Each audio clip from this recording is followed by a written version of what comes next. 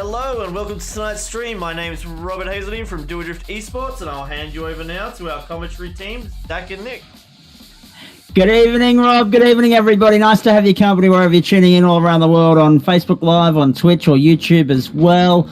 Welcome to Wednesday Night Motorsport for the Gentleman Sim Racing Club right here live and exclusive to Do A Drift Esports. Tonight we head to the Belle Isle circuit in Detroit, Michigan. Of course, the Detroit Grand Prix venue that the IndyCar circuit normally visits, or circus, I should say, normally visits every June. Not able to this year due to COVID, but tonight it's our centre stage, it's our playground for the first street racing outing in this series of iRacing in 2020.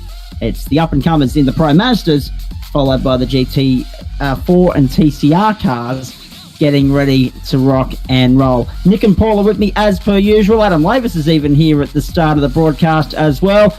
We're expecting a little bit of a wreck fest tonight, Nick. Close walls, new car, rookie drivers. It's going to be a mix for crashes. Oh, yeah. Paul, executive decision was made to turn damage off for this one, and already from what we've seen in qualifying, probably a good call. Yeah, I think we've got 42 cars in service that I can see at the moment, so I don't know if they're all going to start, but, this track is very tough, particularly open-wheeler cars. You clip a wall, you lose a wheel. So we made a decision, let's have damage off. There's an incident point limit. Obviously, if they go over that incident point limit, which is 20, they'll get a drive-through penalty. So they still need to be conscious of driving cleanly. So let's see what happens. I think there could be a safety car at some stage. I was going to hazard a guess that might be the case. And if that is the case, then, at least we've got plenty to talk about tonight. Look at this, folks. Cars going over and over and over. Good thing there is no damage, because that would be an absolute write-off at this point. There is only one fast repair in this race, as well as we have a look at the race facts for you. 20 points for the incident count, and then every 10 after that, one fast repair limit. Track locked right there at the moment. The circuit is 3.78 kilometres, 14 turns. It is, as we say, the Detroit Grand Prix circuit in Belle Isle, Michigan. And as I say, it's a North American, particularly United States swing for us this week, after we started the week in California at Laguna Seca and we ended in Watkins Glen. We're slowly making our way across to the East Coast. We're not quite there yet. Watkins Glen coming up on Friday night, of course. Track conditions, 9:30 in the morning there at the moment. We are 7 minutes away from the end of qualifying. You can see that on the left-hand side of your screen, the running order, and we'll get to that in just a moment. Track temperature, 24 degrees, ambient 20 degrees, fine, sunny, not a cloud in the sky, hardly there at this point in time. Easterly winds to around 10 kilometres an hour. The pit lane speed limit is 64 kilometres an hour, and the pace car speed limit will be 72 kilometres an hour. And I dare say we'll see the safety car at least once or twice tonight. It might run out of fuel, so. It could well, Nico. It could be a race to just run under safety car at this point in time. We don't get about 10 seconds without seeing a car going into a wall, case in point, or upside down, or over the top, or getting a piggyback right. I mean, it's just incredible what we're seeing thus far. But this is an important point of the championship, because for the last 6 weeks, boys, or the last 5 weeks in particular, we've been running in open wheelers. Sorry, we've been running in tin tops. We've been running, firstly, I think it was the Mazda MX-5, wasn't it? So we go from that to the supercar. But an open wheeler, as you can attest, Nick, is a whole different playing field, a whole different kettle of fish.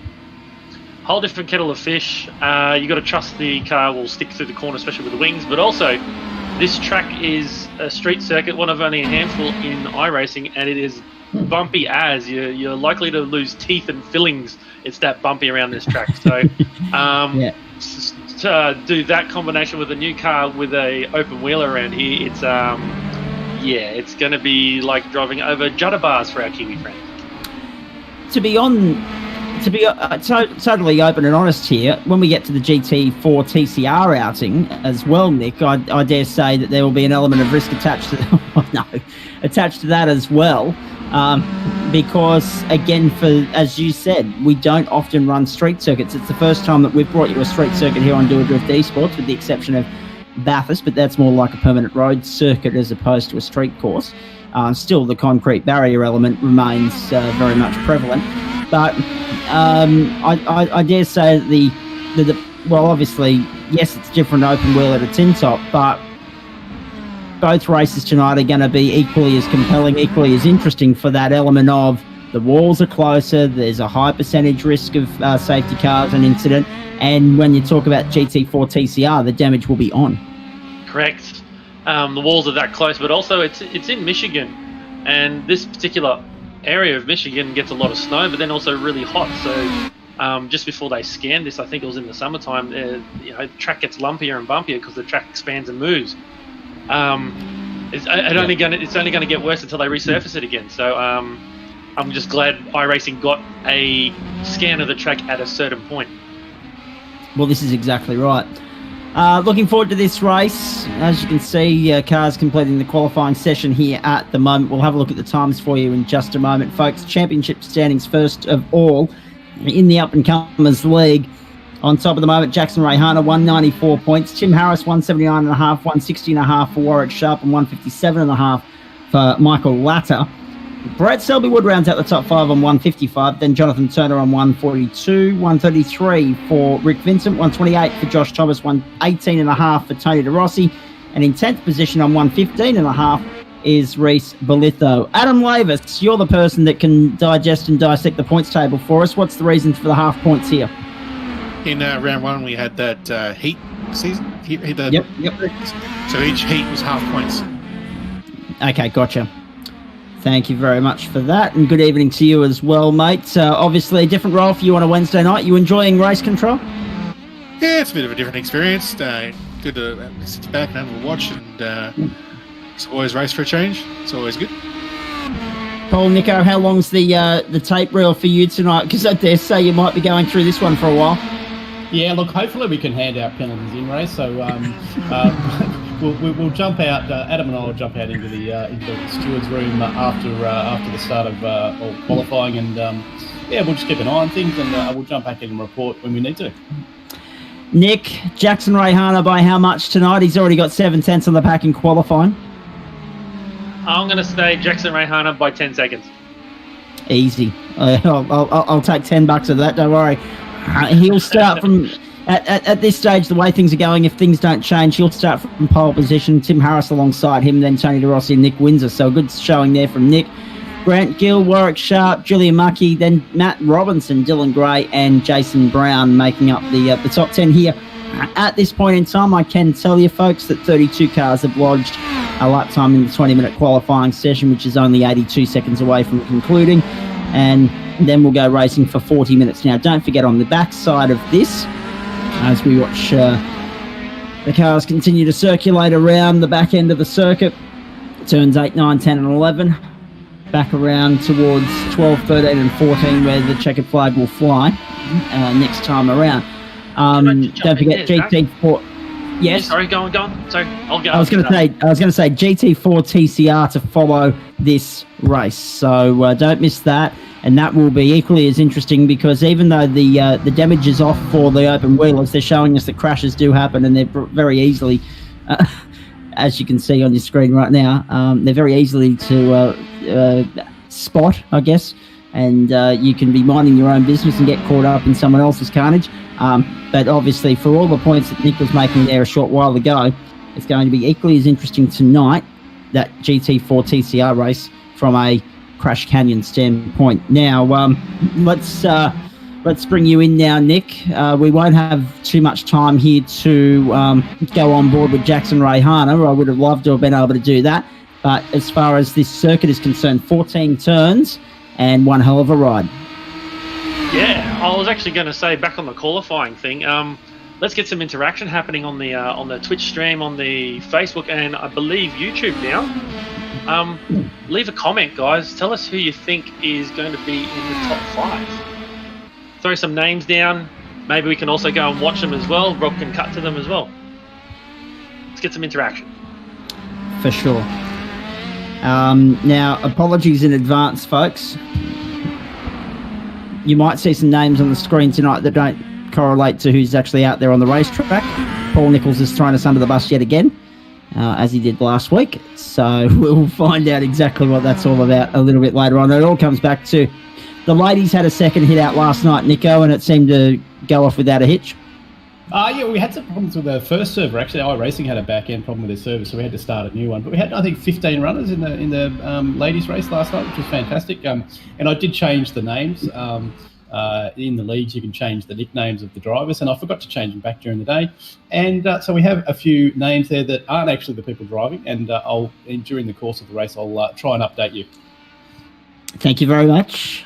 Extra work for him. He's going to have his work cut out for him in race control tonight, trying to look after us and also do the official part of the job as well. Sorry, Nick, we'll hopefully be able to take an onboard lap with Jackson Rayhana at some point so that everyone gets an idea of this circuit, the bumps and the grinds of the 3.78 kilometres, 14-turn circuit.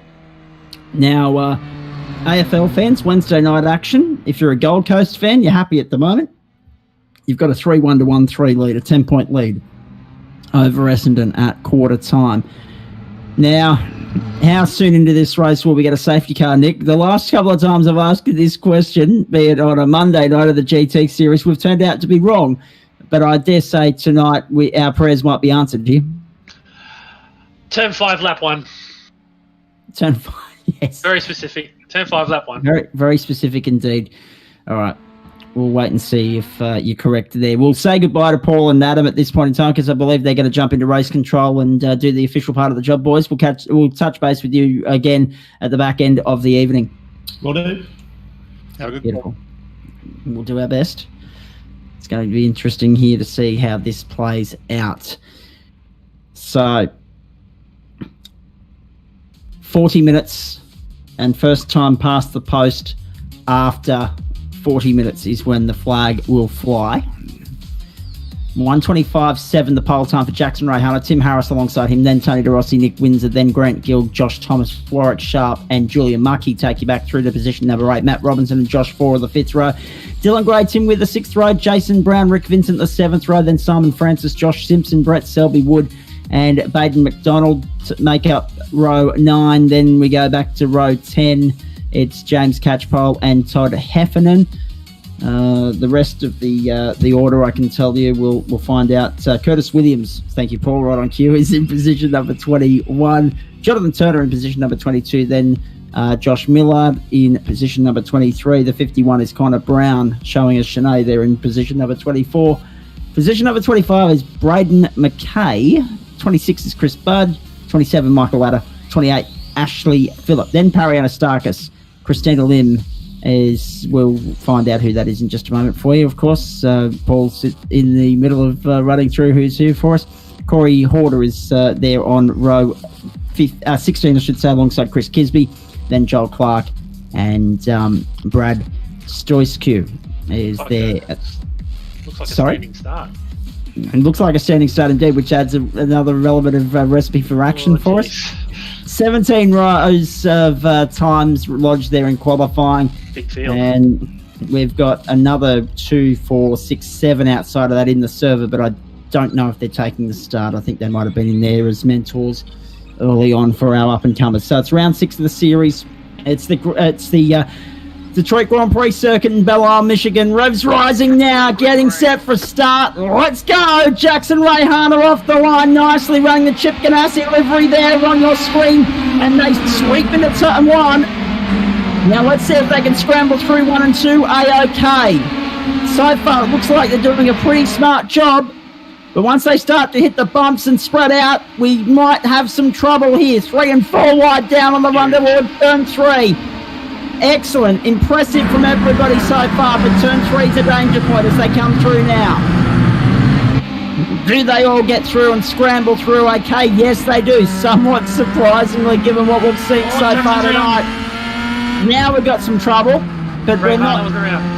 Oh, it was Rayhana. Oh no, it is too. Straight there in the middle of the circuit. And everybody having to scramble their way through. There's 3 or 4 cars involved. The 37's pulled up too. Wow. And there are cars everywhere on lap 1. I did say lap 1, turn 5. I didn't expect it to be Monumental Jackson. pile-up. I was going to say, yeah, you got turn 5 right, but turn 6 as well turned out to be a trouble point. And more trouble there on the run through to turn 9. Now, will the officials bite the bullet here and bring this under control? I'm not sure. The track almost blocked there in the middle of the circuit at the moment. And this is the thing, Nick, with no damage on, the boys can just reverse out. There's no control or delete, reset, get back to the line. This is just reverse out and soldier on. Yeah, I've never been a fan of no damage. Where's the realism in the simulator there? Yeah. But it's, yeah, look, they can keep going, but I guess that's the other thing with damage is they don't learn anything from it. True. So that's my concern. I've got my eyes on Rayhana, who's now in, looks like 12th position, fighting back. So, actually, to be 18th. fair, so 18th. Yeah, that's not too bad. Back down to 20th now. It's showing on my screen here, but he hasn't yet come across the line. 21st now. He just. Oh, more trouble! More trouble! On the run down to, is that on the run down to turn 3? Yeah. Yep, out of turn 2 on the run down to turn 3. 2 cars coming together there. One of them was Nick Windsor. I didn't see who the other one was. So much drama here on the opening lap in Detroit, Michigan. The Belle Isle circuit delivering the goods here. It always delivers the goods in IndyCar. Even the safety cars have crashes here. But that's a GM driving a GM with not exactly track control on. But anyway. But no, the field is somewhat settling down, but for how long? Now, Warwick Sharp leads the way from Tim Harris and Josh Forer is third. Rayhana's dropped all the way down the order to... Being 20th now. Yeah, right up. Sharp's got, as it goes on the live timing there, 9.8 seconds. That's a huge lead after one lap. Well, it's 2 now. We run down to turn 3. It's got 4 seconds on Josh Forer, then back to Jason Brown, Tim Harris, then Rick Vincent and Julia Muckey. So, out of all of that, Josh Forer from 10th to 2nd, Jason Brown from 13th to 3rd, Rick Vincent from 14th to 5th. There's something to be said for keeping your nose clean here. And it seems to be very difficult to do. I mean, what really surprised me was the incident for Rayhana wasn't 10 times bigger. The reason I say that is because he was at the front of the pack, so everyone had to get through around him. Thankfully, he was on the inside of the circuit. Yeah. Around the blind corner as well, so it's going to be tough. Everyone drifted to the outside with him on the inside, so well done there. Just having a look through, obviously, some notes coming through from our mates in race control. Adam Lavis and Paul Nichols. I'm going to follow that on the phone tonight. Trouble there for Jason Brown. Jason Brown has found the wall, so he'll lose a couple of positions out of that.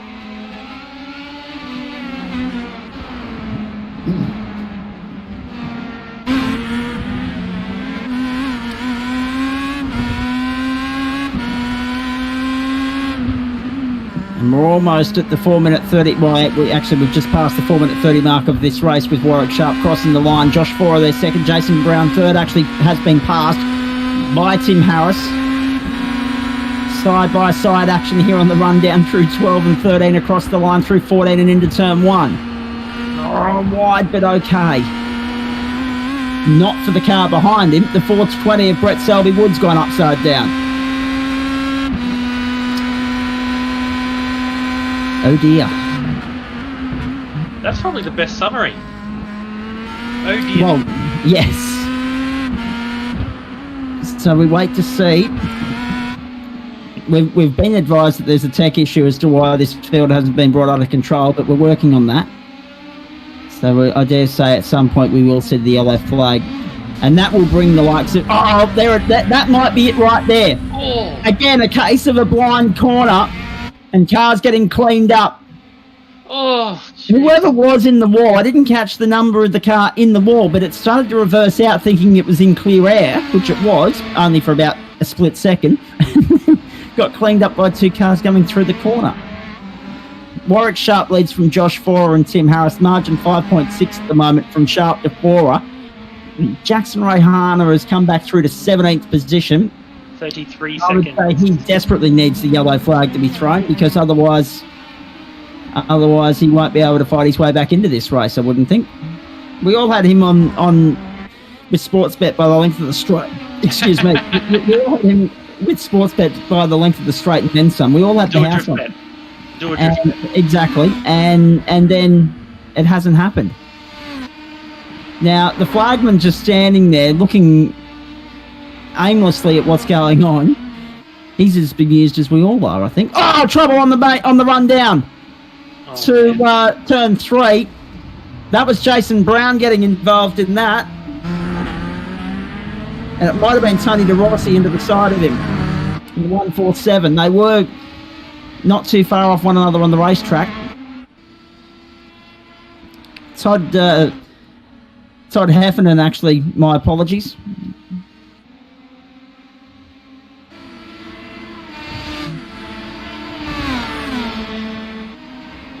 Warwick Sharp leads from Tim Harris. Plenty of great racing to look forward to tonight. Of course, TCR GT4. Check out these camera views. Oh, wow. Good camera views. Caught all the action there. I was going to say, oh, over the top. Jeez. That's Josh Millard. I was going to say, there was a suggestion made about when a yellow might get thrown. It might be the 7-minute mark at this rate. Fair dinkum. That's a fair bit of drama for one lap. Like I said, I don't agree with no damage. A bit of silliness comes into it as well.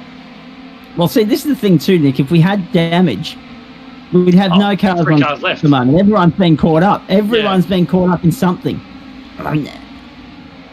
I guess maybe for next time, maybe damage, but like have 5 fast repairs or something. Yeah, exactly. That's See, right. then I you mean, might it's be still in an trouble. experiment, and these guys are all new. All of them are relatively new and haven't had the simulator for long, and I guess it gives them exposure to it as well. Aerial shots tonight, courtesy of our good friends at Ocular. You saw it there a moment ago. We're on board with one of the better looking cars in the field. It's got the Cessnock nice. yellow and black look to it at the moment. Very nicely done, the 94. Running down there, Rick Vincent in position number 13. He always has a good livery, Rick Vincent, actually. Repping the yellow and black. So if you're a Richmond fan, you're probably getting around this car tonight. If you're a Cessnock Goanna fan in the Tooheys Cup Newcastle Rugby League down there in the Hunter Valley, you're getting into this car as well. And he's just hoping to keep a clean set of heels right here, sitting down in 13th at the moment. Now, fuel capacity limit, I believe, is 60%. Does that mean we'll see a small slash and dash tonight, Nick? I'm not sure. I think they can make it, though. Okay. I don't think they'll have to splash and dash. So that might be good news for everybody involved here. Rick Vincent following Nick Windsor at the moment. Just slowly looking for a way through. Look for the slipstream here out on the run out of 12 to 13 to 14 across the line, and you'll have a chance potentially going into 1, but Windsor covers the line. Oh, Ambitious from... Jeez. Oh, no, that was silly. That was ambitious from Rick Vincent going through there. It was actually Michael Ladder who was looking at, not Nick Windsor. Windsor had got by Ladder, and Ladder had come back into the clutches of Vincent. And Vincent just tried to put 2 cars into the space that only one could get through, and that was always bound to happen. yeah. See, the risk level goes up when you know there's no damage. Yes. Warwick's doing a bit of a number out the front. He's doing a nice number at the moment. He was all worried last night. Oh, not fast enough, not fast enough. He's got 11 seconds, 12 seconds on the field. 12 and a half, yeah. Tony De Rossi second, actually. There's a big talking point. Oh, no. Braden McKay and I'm just trying to pick up who else was involved in that. The 22, who we don't have a name for at the moment. Nick Wins has also been caught up on some incidents to the right of my screen here, and now the caution flag has been thrown. So All right, deep breath, reset time. That gets us out of trouble here at the 13-minute mark, and we're all surprised that it lasted that long. Jackson Rayhana's moved up into the top 10. He's now 6th, but 31 seconds off Warwick Sharp. The gaps evaporate, so Rayhana's back in the box seat here. But he won't be happy about that early lap 1 mistake. Warwick won't be happy about this safety car. No, he won't actually. No, you're right. 100%. Wow. See, I apologise if it sounds like we don't know what's going on here, folks, but we've got 2 screens in front of us. One's showing what you're seeing at home. One's showing what iRacing's serving up on our respective feeds. And between them, there's about 17 different things happening at any given moment. And not much of it good. But again, it's a steep learning curve for these guys. And I dare say, Nick, before we head on next week, and it escapes me where we're going next week at this point in time, I think it might be Virginia. It gives these guys a little bit to work on going forward. We've started, in terms of the open wheelers, on the toughest circuit that we could possibly start on, because it is a street circuit, concrete canyon. So now they can take some notes, take stock of what goes on here, and regroup and reset for next week. Yeah, exactly. Hey, look, it's great to see over 40 or 36 cars at the start of the race. That's fantastic. These things have been proven to be quite popular in our group. But for these up-and-comers, if they haven't driven it, couldn't pick a worse place to start from. Not at all. So, some retirements already. Oh, dear. Let me run through this. Brett Selbywood, out. Dylan Gray, out. Jason Brown, John Simpson, Corey Horter, out. So already down to about 31 on those numbers from the 36 that started. The leader, Warwick Sharp from Tony De Rossi, Tim Harris, Josh Forer, Matt Robinson, Jackson Rayhana, and we're still crashing under the safety car, as you can see.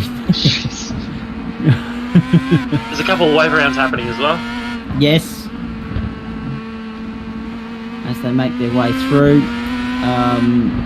Josh Thomas was waved around, Tim Weir waved around. Now, Nico sent this information through to me earlier. Curtis Williams waved around. That's showing as Nicole on your screen at the moment. No hello to Nicole if she's tuning in.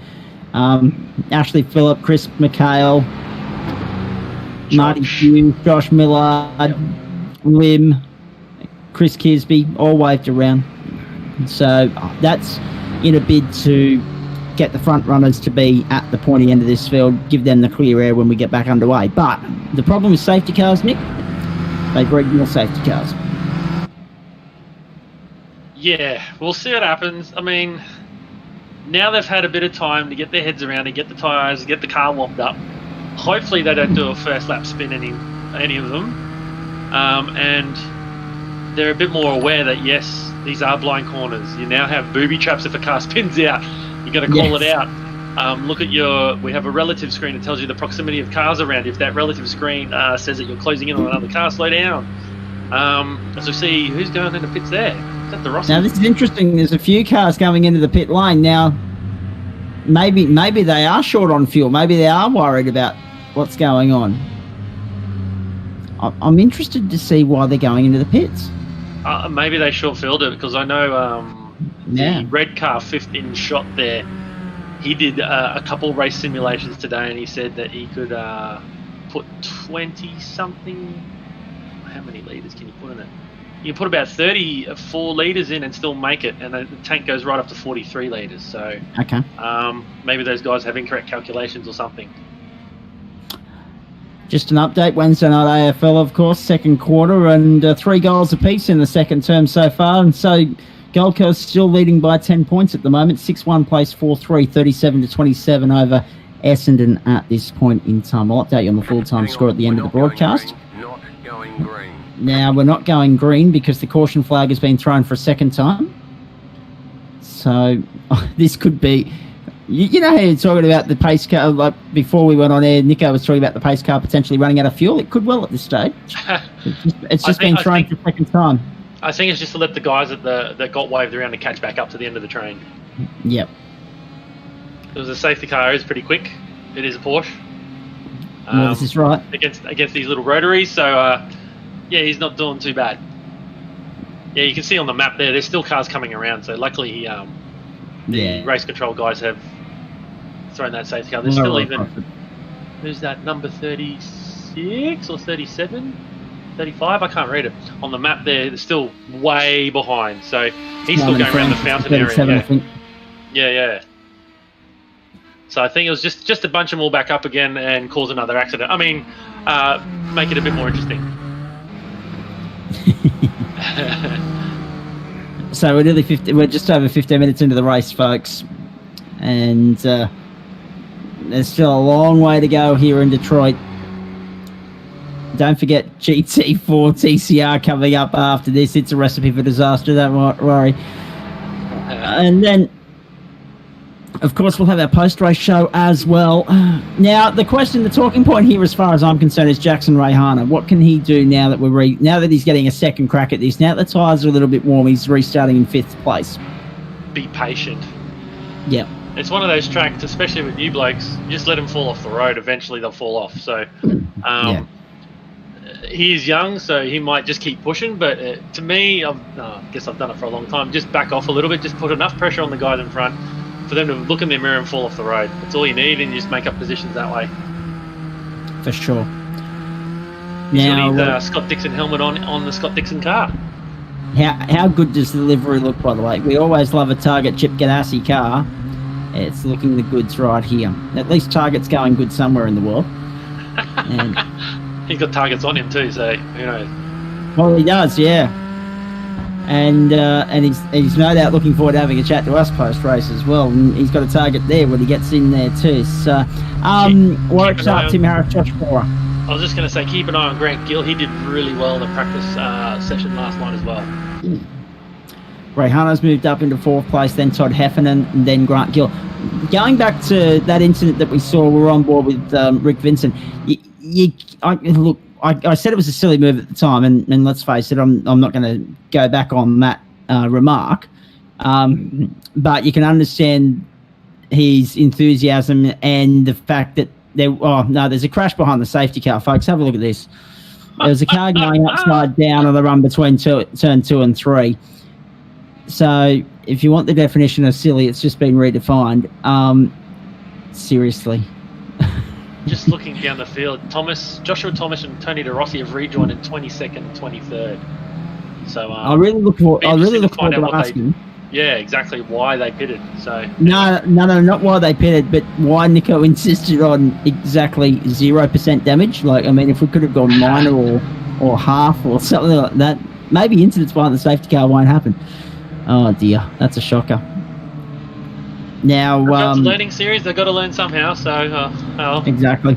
Well, we got a second, Zach. Speaking of no damage, I'm not sure if I've graced people on the stream with this story before, but when I was really young and PlayStation 1 came out, I went down to the in WA. There was a store called World for Kids, and they were having a PlayStation competition. I didn't own one at the time. And you could win a game if you won, and I was playing. We were playing Porsche Challenge, if anyone remembers that on the original PlayStation. Now this other kid next to me kept saying to me, "Oh, I've got a PlayStation. My dad bought me one the day it came out. And I've got this game. I'm gonna win." Blah blah blah. And it came down to me and him, and because there's only 2-player in the finals, and we came up to the first left-hand turn. And he was on the outside, I was on the inside. I let him get ahead of me for a second and bang! Straight in the wall and bounced off him and ricocheted across to win. Fantastic. Very nice. And that is my no damage story, and that is why you don't do no damage. No, very good. Love it. I won Crash Bandicoot, which was a fantastic game. Yes. It was. And of course, I didn't own one at the time, so but a victory nonetheless. And of course, PS4 has relaunched Crash Bandicoot as well. We'll get back to Crash Bandicoot later, Robs. Remember that. Safety car lights out, race out to get back on. We're set to resume here in Michigan. What fireworks await us in the back half of this race? If it's anything like the first half, my God, we've got our work cut out for us. Lights out on the safety car. It's in the lane. Race back on, and there's already trouble before we got back to the line. Rick Vincent, I think, caught up in that again. And there are cars everywhere in the middle of the racetrack. Oh, wow. We didn't even get back to the line. My goodness gracious me. Have a look at this. It's like the Channel 9 parking lot. Speaking of Crash Bandicoot, Zach, That's it right there. Bouncing around. 21 minutes and 2 seconds elapsed by the time that Warwick Sharp went past the line last time around. Second is Harris, third is Fora, fourth is Rayhana, then Heffernan. And they have just gapped this field as a result. Oh no, Heffernan's gone round. Heffernan's gone round. He's out of trouble there. But he's going to have to be careful about rejoining. He's actually just manually said, no, I'm out of here. Thanks very much. Dear, oh dear. The car upside down. We shouldn't laugh, but some of this has been comical tonight. And this is going back to the... Fun. Exactly. That's as long as they're having fun, because we're having fun and everyone else is having fun as well. I'm sure you're having fun if you're watching it around the country on Do a Drift Esports. Just to polish up what we're saying about Rick Vincent, you can understand the ambition of that move into turn 2 because it was trying to set up an eventual move into turn 3. And obviously when the car on the outside was taking that wider line through, probably wasn't expecting him to chop back down, but that's racing. Caution wasn't the better part of valor on that occasion. Zach, I don't know if you can see here on car 235, Braden McKay. Yes. He's got a sneaky little Gandalf the Grey on his wing there. Do you see that? Yes. Oh, wow. Trouble behind them. 3 or 4 cars involved, and I dare say the track will end up blocked again. Keep watching that map up there. Oh, far out. Oh, So can't much say lack drama. of excitement tonight. No, that's exactly right. Got plenty of. Look at that start-finish line. It's just one big blob of cars. Dear, oh dear, folks. Oh. We hope you're enjoying it as much as we are on There we Do a go, Drift Jackson. Esports. Up the inside. Rayhana takes the lead. No, he takes second, my apologies. He gets by Tim Harris. So that means that Warwick Sharp is the next target. And now that Rayhana's in clear air, I dare say he'll make light work of Warwick. Again, as you said, Warwick won't be too happy about the race restart under the safety car there. But anyway, Rick Vincent is manually disconnected, so he's gone. Warwick Sharp by 1.4 seconds. And Rayhana on a charge now. Exactly 22.30 last time by the line, 0.000. And now across the line goes Warwick Sharp, 1.9 seconds clear of Rayhana. You're on board with Rayhana now on the run down to turn 3. Let's take it for a lap, Nick. All right, so top gear coming down to the turn 3. You've got to stay off the crown of the road there. Go past the first braking marker, brake real hard, down to third gear. Real quick apex, up to fourth. Quick apex through here as well. It's very dangerous with the wall right there on the exit. Back down to third again. This curve do not touch because it changes shape halfway through. And then you got another third gear corner leading onto the back stretch. That whole section just then was really bumpy, so is the exit here. Now you're trying to get the straightest line down this back stretch. I actually don't go over to the right hand side. You'll notice I'll do the same here as Jackson and cut right over to the left. Break at the bridge, back down to third, float it through this quick corner. Now we go around what I call the fountain area, down a second. This is really bumpy too. Got the grandstands on your right, up to third gear. Now you're just holding half throttle through here. Back down a second. Again, more bumps. Accelerate in a very bumpy zone there. All the way up to fourth. Bang it back down to third. And then I noticed on Jackson's data yesterday that he's flat through here. I'm not. I don't want to do a Graham Rahal and end up in the wall. And that's one lap.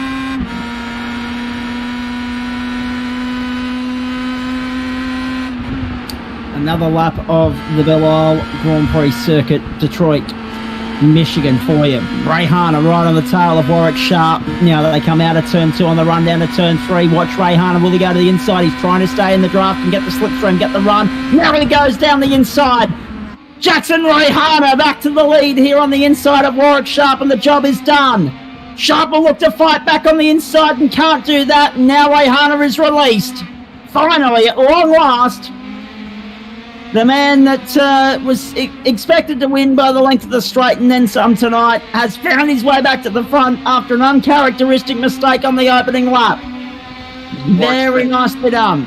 Warwick's best bet is just to stick with him now and hope that he can pick the traffic correctly, like the bit that's about to come up now. And there'll be plenty of that because, let's face it, oh, geez, they did well there. Last time, well, off that restart, the field got separated by about half a lap because of that multi-car wreck. So there will be a fair share of traffic between now and the end of the race. Be a good test for Warwick too, to just do consistent laps and just stay on Jackson's tail. Follow him through. That's it. So let's just update you with Rick Vincent out of the race.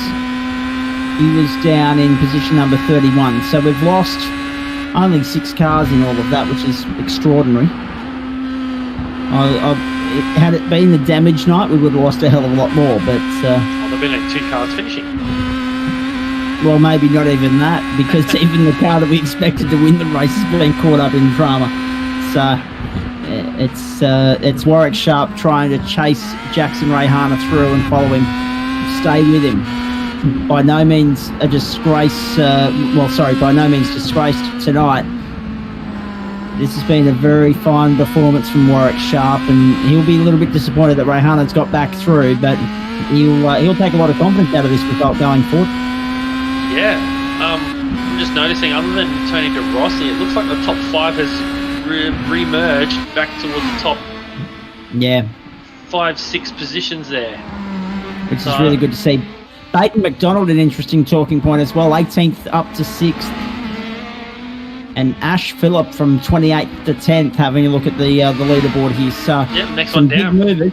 Chris McHale. Yeah. 37th to 11th. Jeez. That's an impressive performance, no doubt about that. Chris Kisby, I'm just getting a message here. He's had black flags cleared, so he must have got caught up in an incident somewhere, be it via and penalised via iRacing or the club. I'm not sure what that's all about. Actually, just to point out something. Oh, he just muffed it. Chris McHale, prior to I was just watching him now. He was on 6 incidents. He was the lowest of the cars currently running. So actually, talk us through incidents. Who's doing what? I was just going to say, it goes to show a lower incidents, and he's made his way from 37th to 11th. So good on him. Incident-wise, wow. Where do I begin? Incident count 20, then every 10. So maybe there were some guys serving drive-throughs. I can see the current leader of incidents is, drum roll, it's going to be Marty Hughes on 42. Yep. And I think we got an equal second, Declan Reinhardt and Joel Clark on 34. So, there's a lot of people. That's 2 penalties already for those guys. So that's 2 drive-throughs. So, I don't think there's much more you can say. Everybody else is in single figures. We got Jackson Rayhana on 8. And Chris McHale on 6. Chris McHale's got a bit of pressure behind him here from Lid, and Lid runs wide and hits a tyre ball. So, these Hello Kitty, the pink Hello Kitty livery. Oh wow! Oh, that's great. That is fantastic. I'm really looking forward to seeing the highlights of this race, I must say. How much time do you have?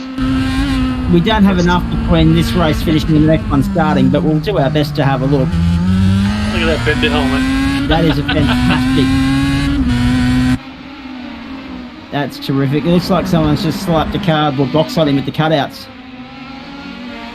Just seeing Corey Horder pop up on the Twitch stream. He's obviously jumped out of the car and he's watching it now. Unlucky for him.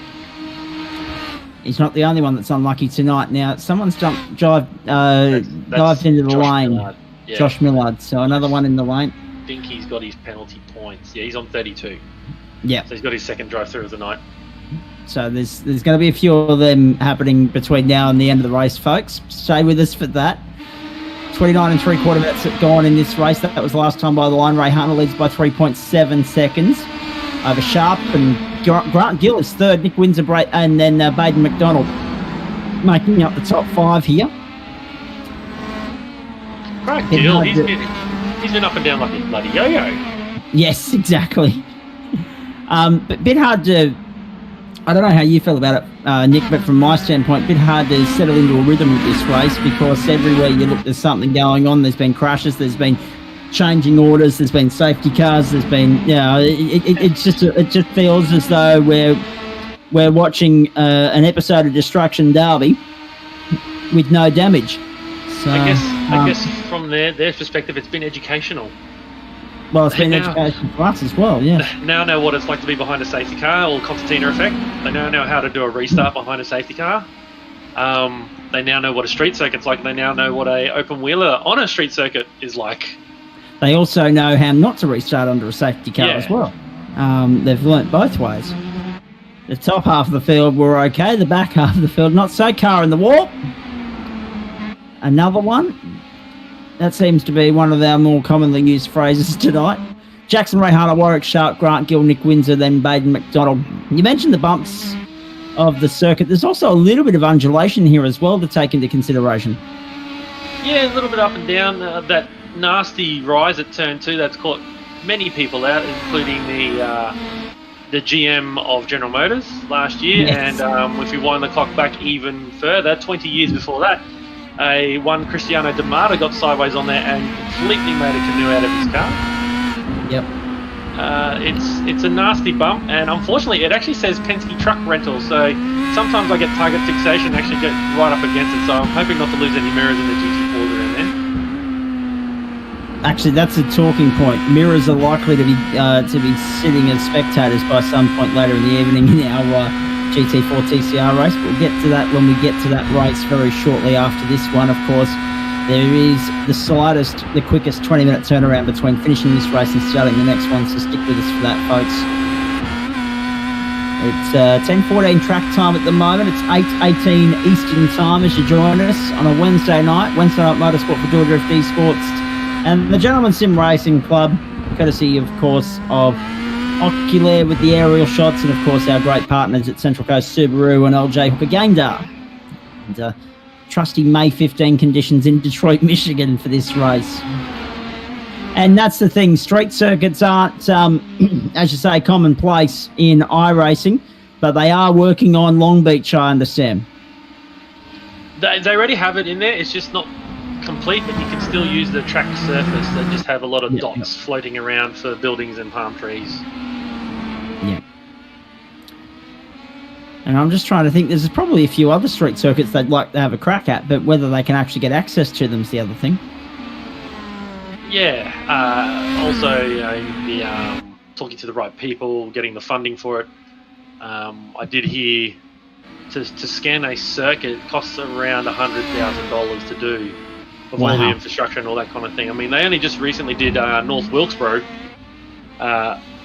circuit in, I think, North Carolina, but they had to get teams of people to clean up all the grass and try and do that, and then they had to retrospectively do it. They've actually dated it to 1987, not 2020, so it actually looks really good and it's spot on, but it's a lot of hard work. We've got a couple of cars facing the wrong way. One of them was Todd Heffernan. There was one actually blocking the path of Jackson Rayhana there. You just saw him go through past our trackside cam there, but he was actually stopped on the circuit waiting for another car in front of him to move out of the bloody way. So Rayhana's progression halted somewhat, and you'll lose a little bit of ground to Warwick Sharp and Grant Gill in all of that. Warwick Sharp second at the moment. As you can see, the gap has shrunk, but Rayhana still has breathing space at this point in time. And we have about 4.5 minutes to go next time by the line.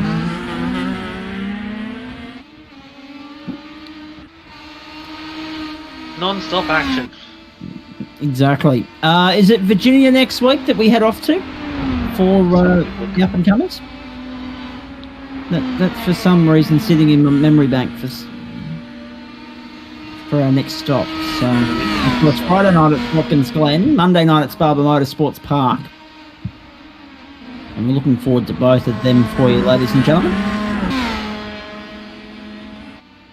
So Jackson Rayhana leads Warwick Sharp and Grant Gill 4.8 the margin first to second. You just saw it on your screen there as Rayhana comes through turn 4.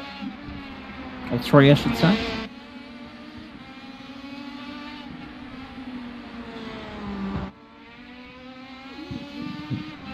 Fine performance from this young man. Not the greatest start in the world that we've ever seen, but he's fought back beautifully. Pace car helped him out. And the fact that it stayed out a lap later certainly did help him. Yes, Virginia next week. Virginia next week. Yeah, looking forward to that. As we say, a nice performance from Jackson. Pace car certainly did help him out, but he has been a class above tonight in terms of he had 9 tenths on the field in qualifying. He had, in practice, he had 7 tenths on the field in qualifying. He was always going to be difficult to beat, no matter the conditions, no matter the circumstances. A couple of drivers have managed to stay out of trouble, but not too many. And Rayhan has fought back with all the class that we've come to expect from the youngster. Yeah, I mean, I didn't see it, but apparently he even came to a stop, so at least he's spatial awareness in that sense, risk versus reward, he's using it to its fullest as well. Indeed.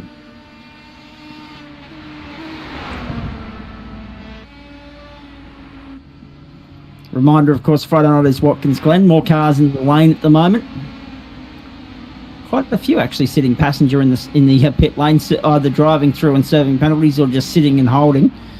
We'll check in with Paul Nichols and Adam Lavis at the end of this race and see who copped what, if there were any handed out by the race officials within the club, because obviously there are penalties handed out by iRacing as well.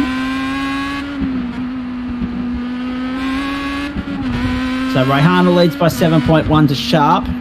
We've elapsed 40 minutes in terms of the session time, but we are on the second last lap of the race for you now, folks, because the last time by the line, Jackson Rayhana clocked 37 minutes and 2 seconds. So we've got, what have we got? That leaves 2:58. So next time by the line will be the last lap board for Rayhana. And that'll get us up to, I think, lap 24. So Rayhana's on 23, next time by with 24, and then the checkered flag. Not a bad run considering we had a few laps under safety car there.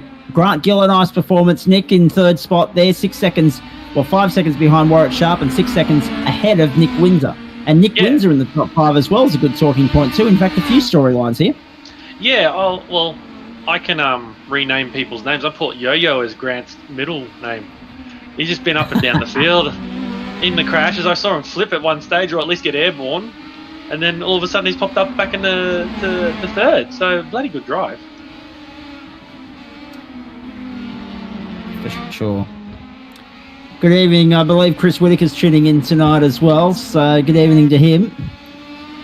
Just frankly leaving the comment, he's on the ball. It's about time I was actually on the ball with something. Let me tell you, 38.29 last time by the line for Jackson Rayhana, so let's pick him up because he'll be coming around for the checkered flag this time around. I think he's two back in the queue there coming through. So only about 6 or 7 corners to go now. There he is, Jackson Rayhana coming round, checkered flag this time.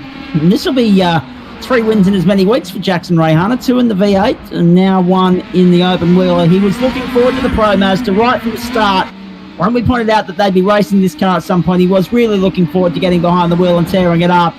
Detroit was always going to be a tester for him, but it's a test that he's answered the challenge to quite comfortably in the end. Eventually he got there. Rayhana does it in Belle Isle, Michigan. A very nice performance there. Actually, no, sorry, my apologies. Can you believe he got back to the line? He got back to the line with 4 seconds to go. He got back to the line with 4 seconds to go. I wasn't expecting him to do that. So, we'll get one more lap in here. That's the second time I've been caught out by that, although the last time I got caught out by that, it was right on the nose of the time limit. So 4 seconds he gets an extra lap. So 8 seconds could become 9 in terms of his advantage at the head of the field here. And Rayhana will still win this thing, I hope. I have able to put the mocker on him by talking him up too early. But no, so far, yeah, his navigation of traffic's been beautiful, hasn't it? And that comes with being a regular in all of the races. You get used to navigating your way through traffic. Doesn't matter what car, traffic's got to be navigated with caution every single week. So, no, a very nice performance all the same here. You're on board with him now. Absolutely fantastic camera review. Car parked to the left on the inside there as they make their way around. Well done to Adam Lavis, who set all of these cameras up for us in the lead up to this race as well. Now he's on the run home, Jackson Rayhana. We aren't too far off seeing the checkered flag. This time will actually fly. He weaves from right to left. He's going to cross the finish line now, and this time I can comfortably say that Rayhana does it in Michigan. And that's a fine performance. 41 minutes and 24 seconds. 8 seconds the winning margin in the end over Warwick Sharp. Let's see if that actually remains at 8. No, it goes out to 10.1. So Rayhana came home with a wet sail there. Did a very nice job. 10.1 the winning margin. Grant Gillen for third, then Nick Windsor. And only just, Grant's had trouble on that last lap. He lost 10 seconds. And he only beat Nick Windsor across the line by 0.2 of a second. Tim Harris, Baden McDonald, Julia Mucky, Josh Forer, Chris McCall, and Braden McKay made up the top 10 there.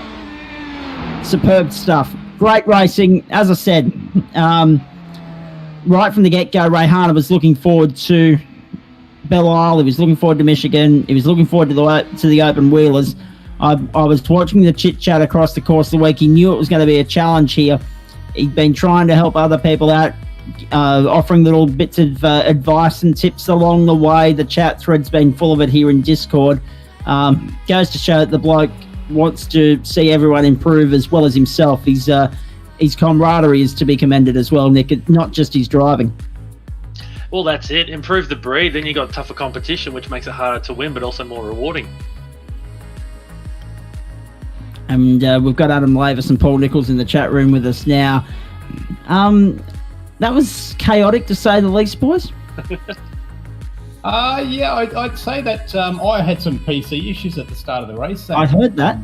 And it's froze completely, so I couldn't do a pre-race briefing. And then I had to jump out. Couldn't throw a yellow with that big crash that Adam was telling me about. But yes. Anyway, it is what it is. You know, hardware issues, we all get them. Yep, 100%. Jackson Rayhana, despite that early race incident, comes back to clean it up. We've got Nick Windsor in the chat room with us to have a chat in just a moment. He's come home in fourth. Any incidents from race control to point out, boys? Because obviously there were a few penalties handed out by iRacing themselves, with incident counts exploding through the race there. But from a club standpoint, was there anything you wanted to look at? Look, I mean, Adam and I looked. I mean, it was very busy, as you could probably see. So we obviously had to, be conscious of that. There was a couple of things that went on during the race that, we had to clear penalties. There was a couple of iRacing incidents, iRacing, errors. But yeah, we'll throw up the protest file, and people can put in a protest, and we've saved the replay. So we'll do most of them post race this one because there was so much going on. Beautiful. Thank you very much for that, gentlemen. Good luck having a steer in the GT4 TCR out in Paul. We'll check back in with you shortly. I know you're going to have providing race comments with us there as well. Nick Windsor, let's go to you. Fourth in that race. It was nothing short of chaotic from start to finish. You managed to get within 0.2 of a second of Grant Gill, who's obviously run into trouble on that last lap. Tell us about the 40 minutes from your standpoint, mate. Yeah, it was a real mess. I think I went back to God knows where on the first lap, and then myself and Jackson, I saw him behind me, and we sort of were battling our way through the grid. And yeah, to finish where I qualified, I'm pretty happy with that. Indeed. And how'd you find the challenge of the open wheelers for the first time? Yeah, really fun. I'm actually I use the Skip Barbers a fair bit, and I really enjoy them. Not too experienced with this car, but no, I really enjoyed it. I stole the setup off Nick and gave it a go, and seemed to go all right. Fantastic, and looking forward to a new track in the Virginia International Raceway next week. Virginia, I am in love with. It's one of my favorite tracks. I want them to go there in the stock cars. So, yeah, we'll see how we go. All right. Well, you can plead your case with Nick on that one as far as but no, well done tonight, mate. Fourth, a nice result. We'll catch up with Nick again later on. Jackson Rayhana, good evening. Good evening, mate. How are you? Very well. You got lucky in the end. The safety car really helped you out, didn't it? Because the start of that race did not go anywhere near planned. Yeah, not for me at all. I clipped the curb, come through turn 1, 2, 5. Midway, sort of midway through the circuit, I clipped a curb, which I've been sort of telling myself the whole time, stay off, don't hit that curb, and of course I clipped it first lap and cold tyres sent me around. Apologies to anyone who got caught up in that, but thank The you. whole field. Yeah, I mean, I'm the leader, so I said it to Nick. I'm like, man, if anyone has an accident first couple of corners, it's gonna be a pile up. It'll be a pile on. But look, I'm happy at least, put my head down and had to overtake some cars tonight for position, and it was a good challenge. Definitely made it challenging for myself at least. I mentioned in the line, actually, you stitched me up because you got back to the line with 4 seconds to spare. We were building up the race finish and everything else, and you got back to the line with 4 seconds to go. So thanks very much for that. Made me look like a goose, but not for the first time, I might add. But in the end, mate, we mentioned that your camaraderie, your approach to this race has been fantastic right from the start. We mentioned how much you were looking forward to the open wheelers. You were looking forward to the challenge of this circuit. And I've been getting Discord messages all week where you've been offering little tips and insights and advice to your fellow competitors. So well done on that. And just tell us about the preparation that's gone into tonight. Yeah, so obviously this track's I've done a fair few laps around here before I actually knew that we were going to do an up-and-comers race here in the BMW GT4. Thankfully, we're about to race that now, so switch back into that mode. But look, it's a track that I know. It's a car that I love. I love anything open wheels, so obviously, as Nick said, I want there to be competition, and the only way to, I guess, get better competition is by giving them tips, if they want to ask about a setup or, like something about their lines or their braking points, I'm more than happy to pass it on to them. Just to have a, nice camaraderie amongst the field. Co-opetition, as Darryl Waltrip used to call it. Yeah. yeah, that's what motor racing's all about. Now that you've had the run on the open wheel, a completely different kettle of fish jumping into the GT4 and the TCR for the same circuit, what's your approach now for the next upcoming race? Heavier car, much heavier car. Don't mind the curbs as much, but still try and stay off the big ones. These things are obviously a lot slower, so just take your time and brake probably 100 feet more than you normally would. And obviously, there's still that high potential risk for incidents and cautions as well. Quickly, get your thoughts on Virginia next week. Never driven Virginia before, so it'll be interesting. I'll have to get my head down and practice a bit more for that one because, it'll be a good challenge though, and I love a challenge as always. Yeah, head down, bum up, son. You'll be right. Thank you. Good luck. Go and get yourself stuck into qualifying. Cheers, mate. Have a good one. I'm already uploading the server, so let's quickly go to Warwick Sharp. Warwick, fantastic performance from you. We mentioned in the broadcast you finished 10 seconds off Jackson in the end there. You probably, of all people, were disappointed with the safety car. Look, I started the race and held back I didn't expect that many to fall off the track. I came in here aiming for second, knowing Jackson's definitely got the speed on me on it. But no, look, it was a great race. At the end, I did pull back because I was looking to keep my incident points at 0, which I think on a track like that and with the carnage we saw tonight, that became a target for me as well as finishing in second place. And obviously a nice way to start this third and final portion of the series after shelving the tin tops into the open wheelers. Nice change of pace, nice added element of challenge for you, but finally getting some good results here and a good platform of which to build in this open wheeler portion of the season. Oh, definitely. I mean, my target for the season now is to come up into second. I'm an F1 fan. Most of my sim racing in the past has been open wheeler. So when they come up, that's definitely the time I look forward to in the season. Skippy's last year, it's quite a big step up into the Pro Mazdas, but I think it's a good move. I think they're a good car to drive. Indeed, they are. And finally, street circuits are a little bit fraught with danger, aren't they? Oh, it was interesting. I mean, I did touch the wall once. Obviously, it was minor enough. I didn't grab the point. But yeah, it definitely puts the challenge on. The start, I knew I'd hold back. I was going to take it slower, regardless of what they did at front. The restart, I just went for it. I thought I'm just going to go straight from the word go to try pull out, which worked. Got me clear of Tim, so that was the main thing. And then it was just waiting for the inevitable of Jackson catching up to me and then settling in behind him. For sure, mate. Well done. We'll catch up with you again next week. Nicely driven. Thank you. Warwick Sharp there. A very nice performance to get second tonight. So just recapping, we can tell you, of course, folks, a great result for Jackson Ray Hunter getting the win. Warwick Sharp in second, 12 seconds clear of Grant Gill. Geez, he was lucky not to lose third on that last lap to Nick Windsor, and we caught up with Nick there earlier as well. Tim Harris rounded out the top 5. I'm going to take the quickest of breaks here. The server is already up. I've already got everything loaded. You're about to get vision coming in from the TCR GT4 outing here on the Detroit Street Circuit in Michigan. In Belle Isle, of course, we're getting ready for TCR and GT4, and it's coming up in a couple of minutes from now.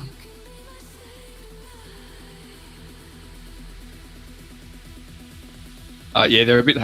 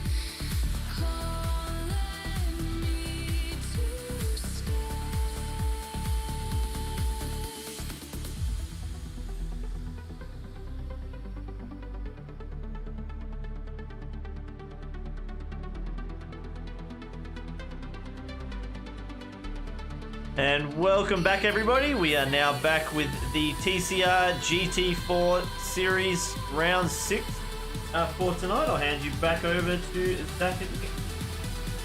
Thank you very much, mate. Appreciate that. Second leg of the doubleheader, of course. We start on the same circuit. We go to... I'm just having a look at the race conditions here for you, folks, and we'll run you through them in just a moment. We're going to the other end of the day. We're going from 9:30 in the morning to 1:30 in the afternoon. The track conditions relatively similar. The track a little bit warmer, 43 degrees, a lot warmer in fact, and partly cloudy, 24 degrees the temperature ambient wise. Same sort of conditions here. Incident penalty count 20 points and then every 10 after. Fast repair limit of 1, pace car limit at 72 kilometers an hour, pit lane speed limit 64 kilometers an hour, and this will be a cracker of a race. 40% fuel limit from the get-go here. And we're getting ready to rock and roll. Nick and Paul are still with me. Adam Lavis is in here as well. Should be a good race, this. But again, what we've seen in the open wheelers could be a sampler of the carnage and drama we could get with the tin tops here, because unlike the up-and-comers, damage here is on. Yeah, the worst thing you want to do is get caught in somebody else's crash as well. Exactly. A lot of blind corners. It's going to be telling. Indeed it is. 70 people use a fast repair in the first 5 laps. Yes, exactly right. And that's going to be the key here. Keeping your nose clean in that opening couple of laps. We saw how much trouble there was in the opening couple of laps of the up-and-comers race in the Pro Mazdas.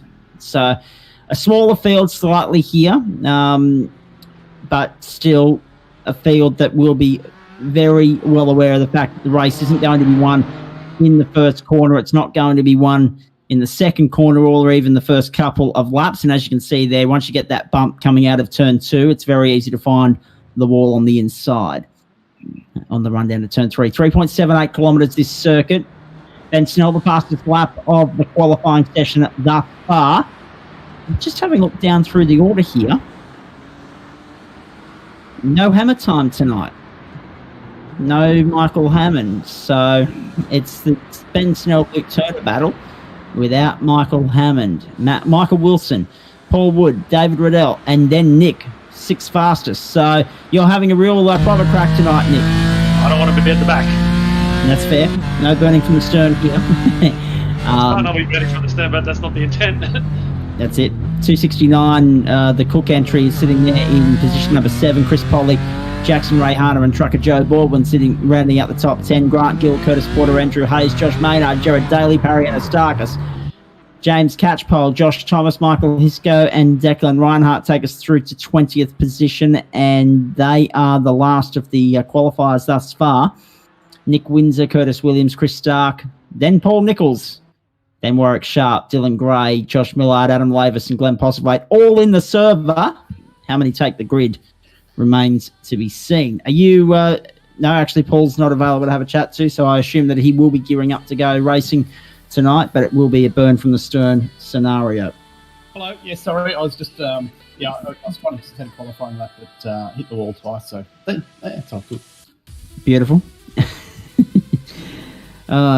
Looking forward to that. Hey, folks, normally I would say stay here, but if you're in a position where you can watch two things at once, the 7 Network is showing the Shawshank Redemption right now, so get on that and watch us as you go, because there'll be plenty of ad breaks in that where you can check back in with us. The Gold Coast Suns and Essendon, that game in favour of the Gold Coast at the moment to the tune of 20 points halfway through the third quarter. 8-5 plays 5-3 in the third quarter there. The last of this round of matches in the AFL. Round 11, in fact, round 12 coming up tomorrow with Sydney and GWS. Take your pick. And Sydney have been shocking at the moment. In fact, Sydney are probably grateful for Adelaide's presence in the AFL this year. Otherwise, they'd be staring down the wooden spoon. That's how bad Sydney have been. And Adelaide haven't won a game yet. Ben Snell and Luke Turner will share the front row here. As we say, it's a 3.78 kilometres course, 14 turns clockwise the direction. Lovely racetrack, challenging racetrack. Probability of a safety car, based on what you saw in the up-and-comers, 110%. Yeah. And we wait to see what might unfold. Now, the absence of Michael Hammond's a big talking point. Yeah, I think he's got some possible issues with his computer. I don't know what's going on there, but it's unfortunate. Hopefully he'll be back next week. Certainly takes away from a little bit of the show we've enjoyed the last couple of weeks at the front of the field between him, Luke Turner, and Ben Snell. But with you sitting there in 6th spot, mate, we might be expecting podiums from you tonight. I'm going to try and follow my teammate, and we'll see what happens from there. No pressure. Oh, dear. Good luck. All right. So we've got Looks like a standing start. And Luke Turner on the front row of the grid for a standing start here. 40 minutes the journey. First time past the post after that 40 elapses. And we are done. These cars obviously just that little bit slower than the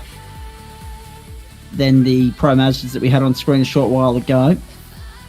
So that will affect the time in terms of how many laps and everything else. Probably these safety cars, there should be a compulsory pit stop in here at some point as well for a top up a quick splash and dash.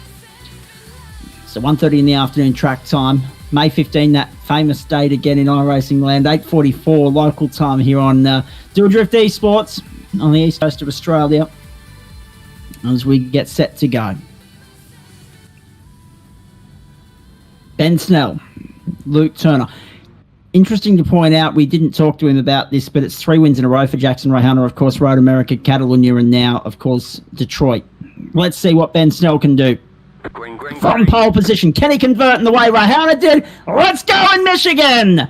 Great start from the second row from Paul Wood, straight through the middle and up into second. On the run through and trouble further back. Nick's managed to avoid that somehow. Call me Houdini.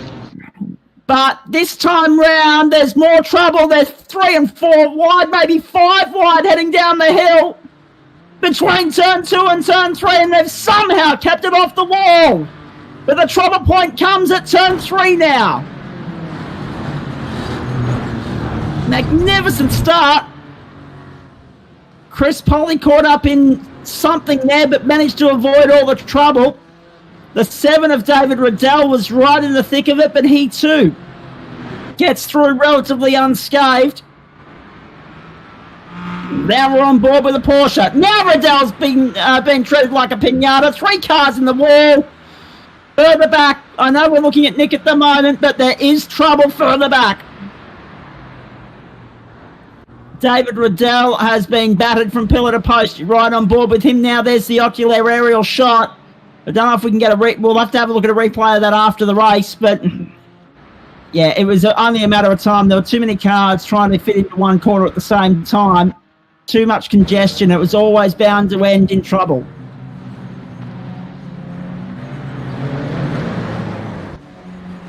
Wow. Oh, trouble on the exit. Oh, I think that was turn 8, turn 9. And it was one of the Postlethwaite team entries there. So we'll find out who that was for you in just a moment. Car in the wall there. In fact, 2 cars, 3 cars. Nico is in. Nico got caught up in someone else's incident there. So we're going to have the same sort of trouble we've had right throughout the night thus far, with cars finding walls and finding other people's incidents. And again, David Riddell in the wall. That's 3 times this lap. Warwick Sharp now in as well. I can't keep up with this. This is insane already. Ben Snell, Luke Turner, then Nick. 3 seconds between the top 3, but Nick's made it through into 3rd already. I said watch out for the podium. Jackson Ray Hunter's chasing him in 4th. Michael Wilson, Chris Polly, then Joe Baldwin, Declan Reinhardt, Andrew Hayes and Curtis Williams making up the top 10 down the order.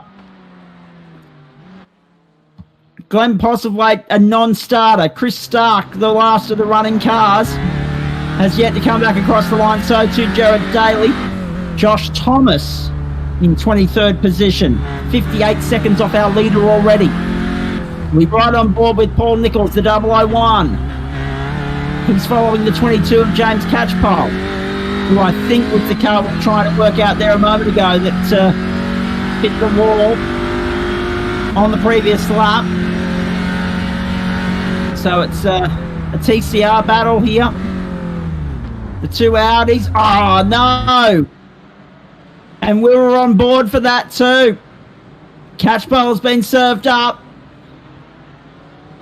Now, I'm not sure if he did that all on his own or whether there was some contact there. I couldn't quite tell from the angle that I saw of it.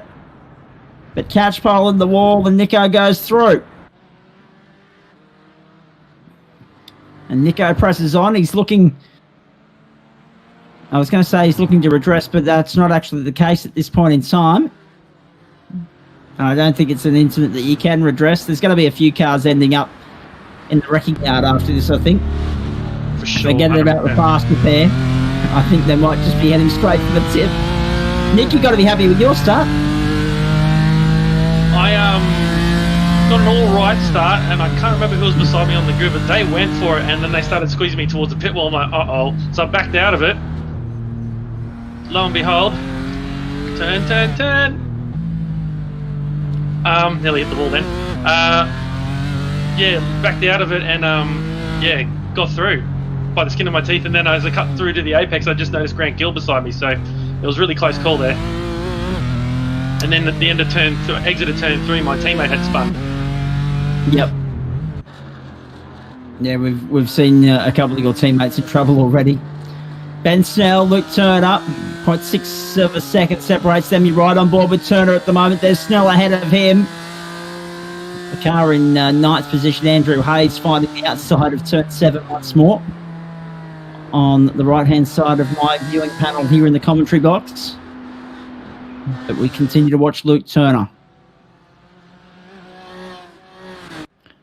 chasing Ben Snell. Not much separating this pair again.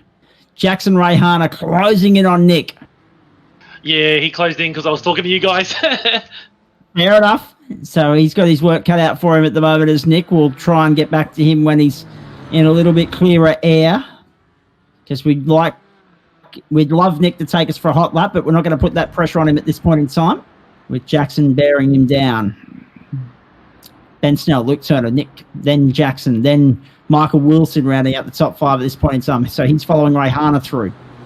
That's not one but 2 cars that Nick's got to worry about at this point. How good's the Qantas Spirit of Australia car looking there with Jackson Rayhana? Been a shocking year for the aviation sector. But it's nice to see that that little bit of patriotism from Rayhana there with his livery selection for this GT4 series. So the GT4 cars make up the first 9 spots, then TCR 10 and 11 through Josh Maynard and Curtis Porter. Josh Millard is manually disconnected, so too Jared Daly, so that brings the field back to 23. Sorry, 24, I should say, because Millard actually disconnected before the race got underway.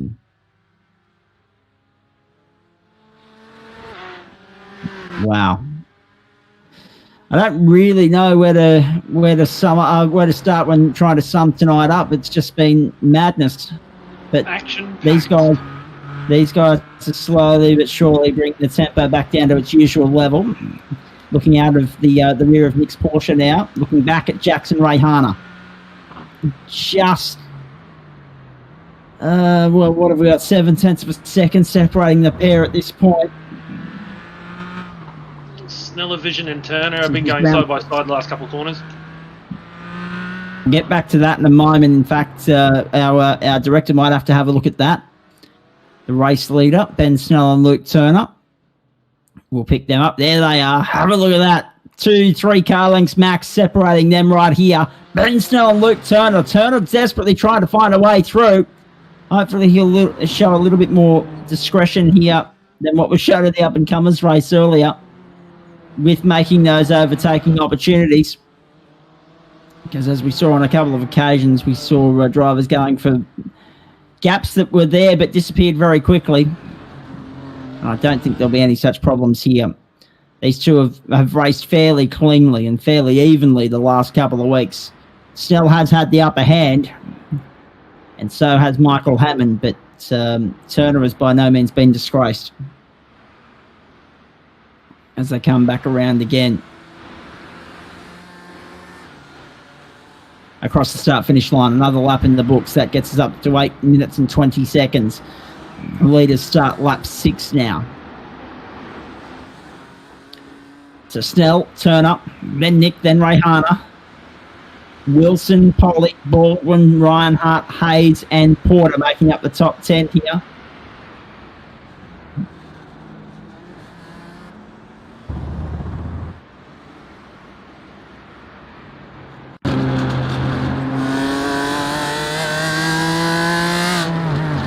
Apologies to those of you at home that just lost the feed there temporarily. We'll continue to update you as best we can. I was just checking the sound because it sounded like there was nothing coming from the cars, but I think it's all fixed now. So okay, we are back.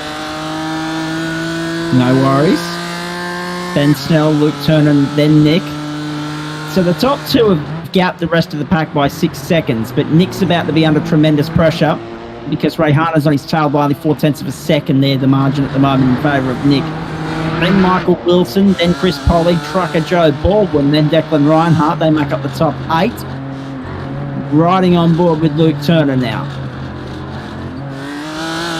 Through turn 11, the run to 12, 13, and then back to the start-finish line at 14.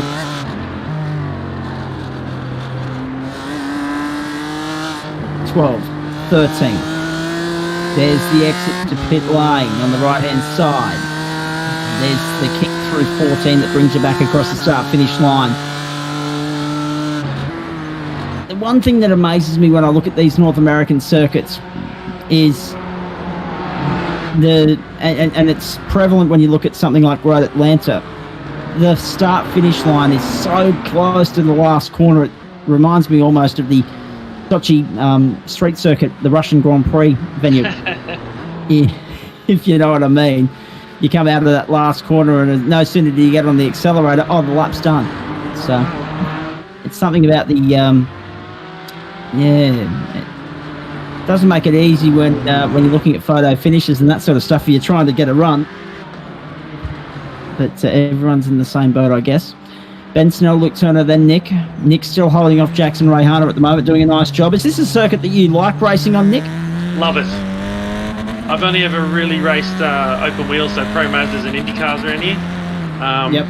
But it's first time in a tin top, and it's interesting. I can imagine. I think we're all a little bit surprised that we've gone caution-free thus far. But everyone's settled into a rhythm. Things have settled down.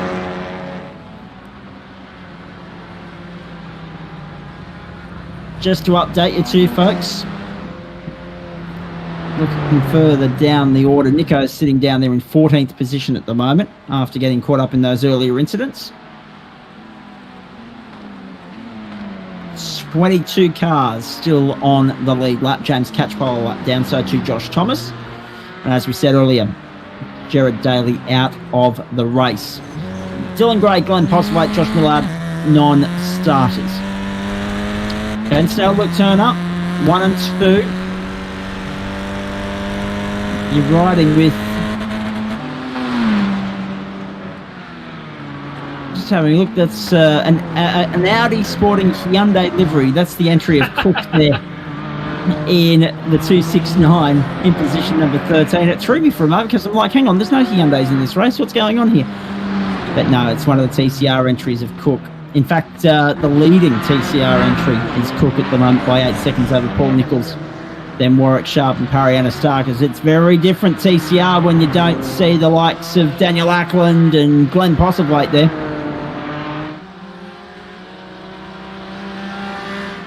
So a new winner destined tonight. Just having a look here into the pit lane. Is that you coming in, Nick, or one of your teammates? That'd be my teammate then. I'm coming down the backstage. Yep, no, that's all good. So it's the 98, which is, of course, Paul Wood. Pitted from 12th. Early stop. But he must feel confident enough in being able to top up and get home from here. Either that or he's repairing damage, one of the two.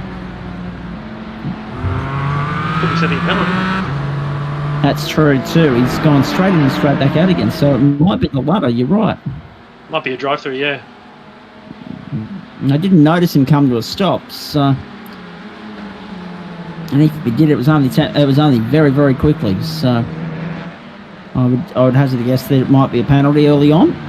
Adam Lavis, can you shed any light on that for us? Who was that, sorry?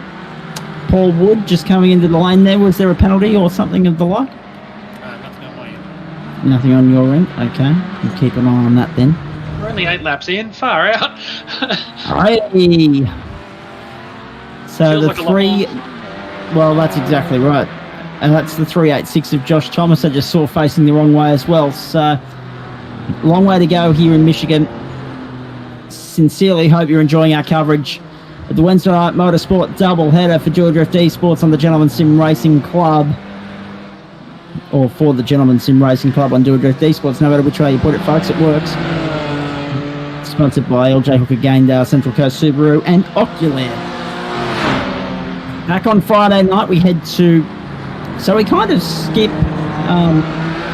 we do a little bit of skipping and dancing between the central part of America and the eastern part of America over the next 7 days, because we're here tonight in Detroit. Then, of course, we go to Watkins Glen. Then we go back inland to Birmingham, Alabama, to Barber Motorsports Park.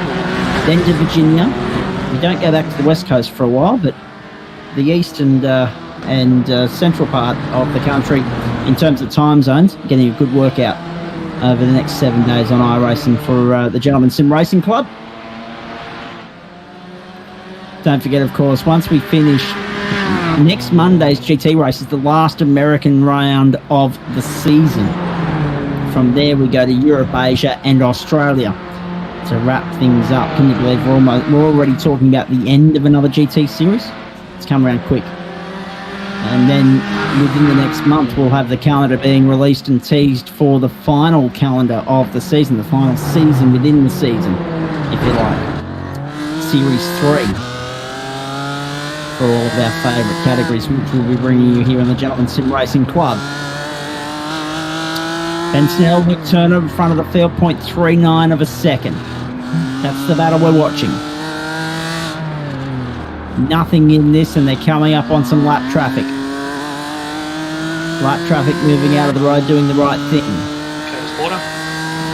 Curtis Porter doing the right thing there, giving them plenty of room, which you do have on the back straight here. Yes, it might be a concrete canyon, but it's 3 lanes. So, they made that work nicely. Snell a little bit slow out of that corner. That was, of course, turn 7 into turn 8. Turner's right there with him now. Turn 9 to 10 and then into 11. A very nice job here. Snell on the limiter. Turner going with him. Rayhana's got by Nick. There's an interesting development. Nick's only just acquired position number 3 away from our mate. But certainly the Porsche still punching well this early. 15 minutes gone. Yeah, just on that, I was making little mistakes, and I thought, well, what better to do? Let Jackson, he's already warm, so let him by. And now he's making all my mistakes. Yeah. He was able to capitalise, yeah. We're doing roughly the same lap times, but yeah, no, it is what it is. There's a couple of mirrors lying around too. I could imagine. Well, this is the thing. Could they throw a caution for debris and say, go out there and pick up all the mirrors? I hope not. Not that I'm trying to get race control ideas, of course.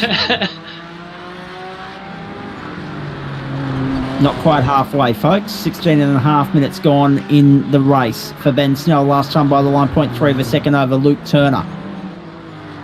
You're watching Rayhana and, oh no, trouble in the back half of the circuit. Paul Nichols has been involved in an incident. There's, oh geez, that's trouble. Oh no. You can see the trouble there because it's a dead spot. It's a blind spot, that part of the circuit. That's turn 7. Nico's got out of it. He's got out of the way. The fast repair will begin. And probably a good idea because, I mean, if you had got the caution there, you would have been able to just drive back under your own steam. But because it was in a precarious position like that, the right thing to do is use your fast repair now and then try for the run home. Speaking of mirrors, there was one Unlucky flying across the track. Yes. Yeah, they're everywhere.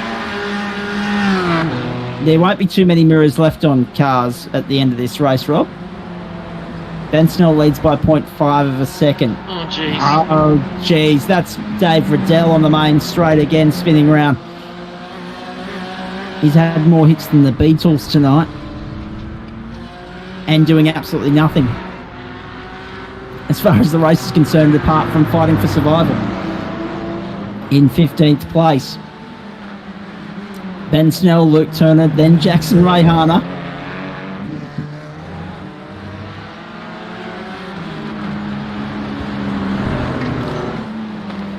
So Rayhana and Nick coming up on, excuse me, a little bit of traffic there. Curtis Porter. Curtis Porter again. Audi. So obviously you guys are just catching Porter after Snell and Turner went by a couple of laps ago. Yeah. Apologies there, folks. I'm not yawning because of the racing. A few of us are not sleeping well at the moment. It's just that time of year. The things just get a little bit hectic and you don't sleep all that well. So that's all that was. We're good to power through to the finish though. Rob knows where I'm coming from because he was talking about it before we went on air tonight. So it's not really a surprise. Nick's sitting there nicely. Well, this is right, and we do it so well every week of the year. But at some point, it'll eventually catch up with us, and we'll have to just bow out and surrender. Watching Rayhana holding on to 3rd. Nick's there in 4th. Michael Wilson in behind them. That's obvious. He's obviously a couple of seconds away now, about 4 seconds in fact. Rayhana gets by the lap traffic of Porter, and Porter eventually gives Nick some room as well.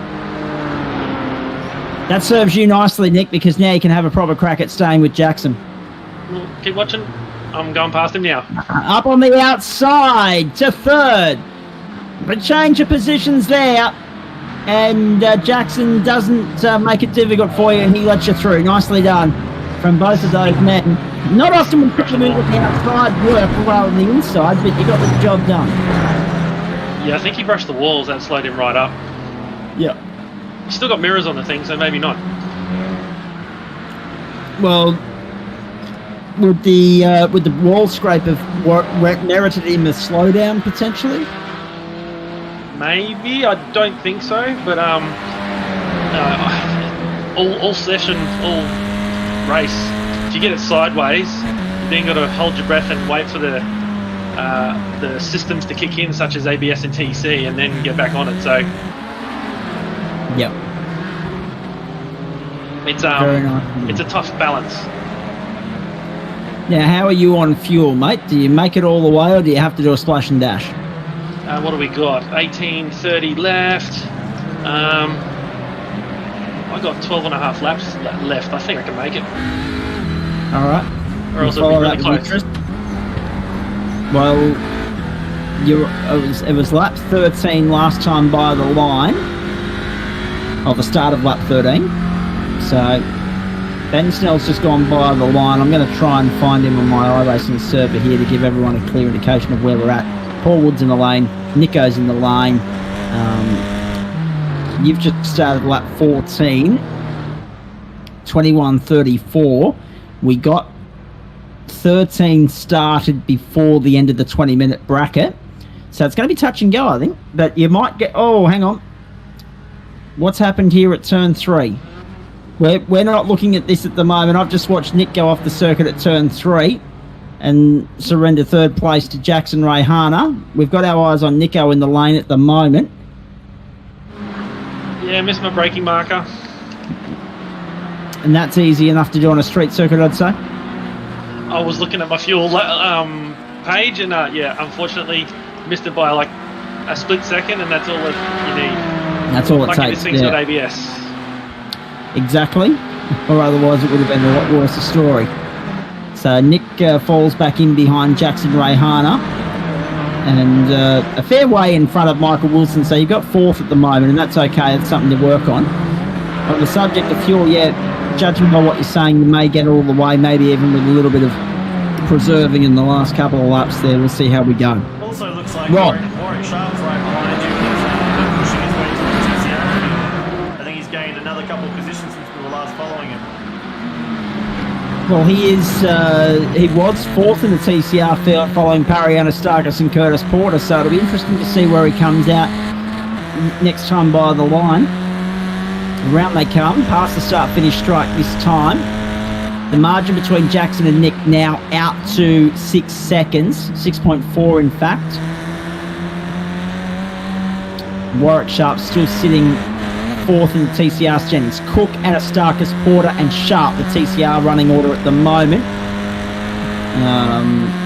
Just having a look there. Nico's still in the lane 3 laps down now. I wonder if he's actually rejoining or whether he's going to park up. We'll find out soon enough because he might come and join us in the booth if he parks up. Street racing for the Gentleman Sim Racing Club on Tour Drift Esports, always a different kettle of fish. There's always an element of intrigue and excitement when we go racing on a street circuit, and tonight with good reason. The up-and-comers in the Pro Mazdas are a completely different playing field for them compared to what they've been used to over the last few weeks. And now, of course, we're watching all the action here in GT4 and TCR, which has been breathtaking so far. Snell by 0.3 of a second over Turner. Rayhana by 6.4 over Nick. Then further back, Chris Pollard, Michael Wilson, Joe Baldwin, Andrew Hayes, Nick Windsor, and then Cook sitting there in the 269 in position number 10.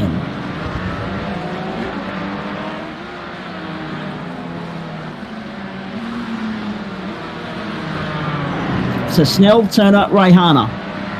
They're the top 3. That's your podium at the moment. If the race was to finish now, we know it won't. But the further we get into it, the less likely we're looking for a safety car, which is a very good performance from everybody involved. The committee does have the power, looking after race control active, as we say, to throw a caution.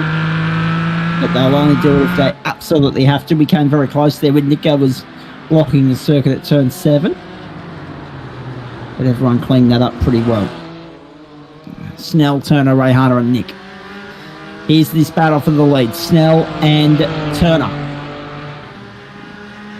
What a performance these two have put in so far to be as far ahead as they are. What a show they've given us the last couple of weeks here. Road America, Circuit de Catalunya, Barcelona, and now here in Detroit, Michigan, the Grand Prix circuit in Belle Isle. Across the line they'll come, 26 minutes and around 40 seconds next time by the line for Ben Snell. The ocular shot showing Jackson Rayhana. Now we take curb cam.